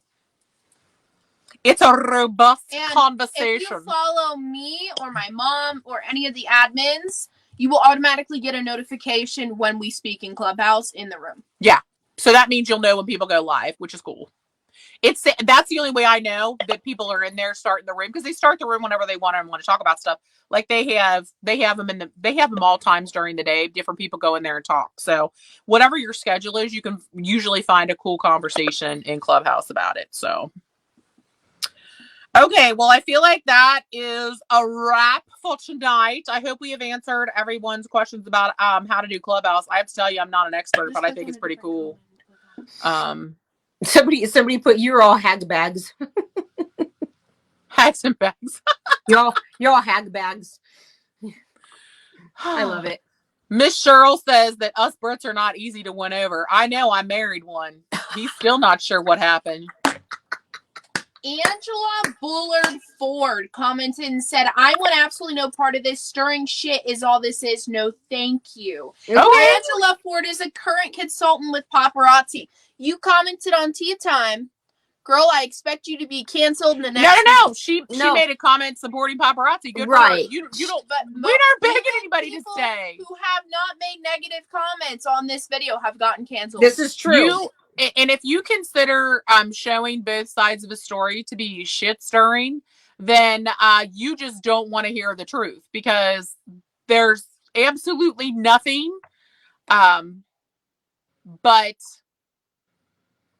now there's a little bit of opinion. I don't want to say that. There is a little bit of opinion, because we all have them. We're humans, but we do try to bring facts to the show. We all have our opinions about said facts. You sure don't have to stay here. Nobody has locked you in and required you to be here. You don't want any part of it? Okay, bye. Well, we're not for everybody. They get pissed because we have such a large viewing. They get pissed because it is impacting their business.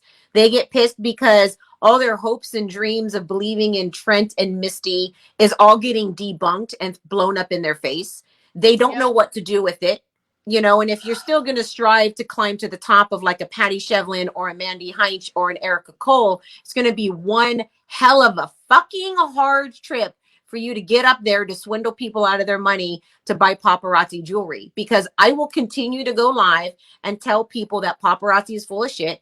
Tracy will continue to go live to make sure that she tells people paparazzi is full of shit. And the more we give people the strength to do it and not be scared of the bullies who want to come after them in social media. And I'm going to bring something up. So I started Comment Sold, and I've said this before, but I started Comment Sold, and I had to. I said I never would, but I was on my Comment Sold live, and there's people from Comment Sold, the team that helped support me getting my business going, because I'm like a high-end seller in social media. Mm-hmm. And one of my team members was on, and he literally saw my video disappear from my business page. I'm like, what? It's like that all the time. It's no big deal.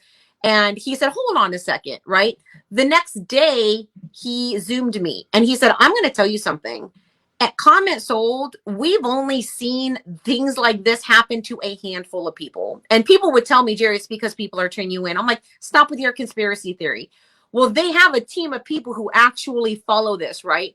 They said, well, we have one other person who has been harassed so much that they would constantly get their lives thrown off of Facebook because they're constantly harassed and by haters.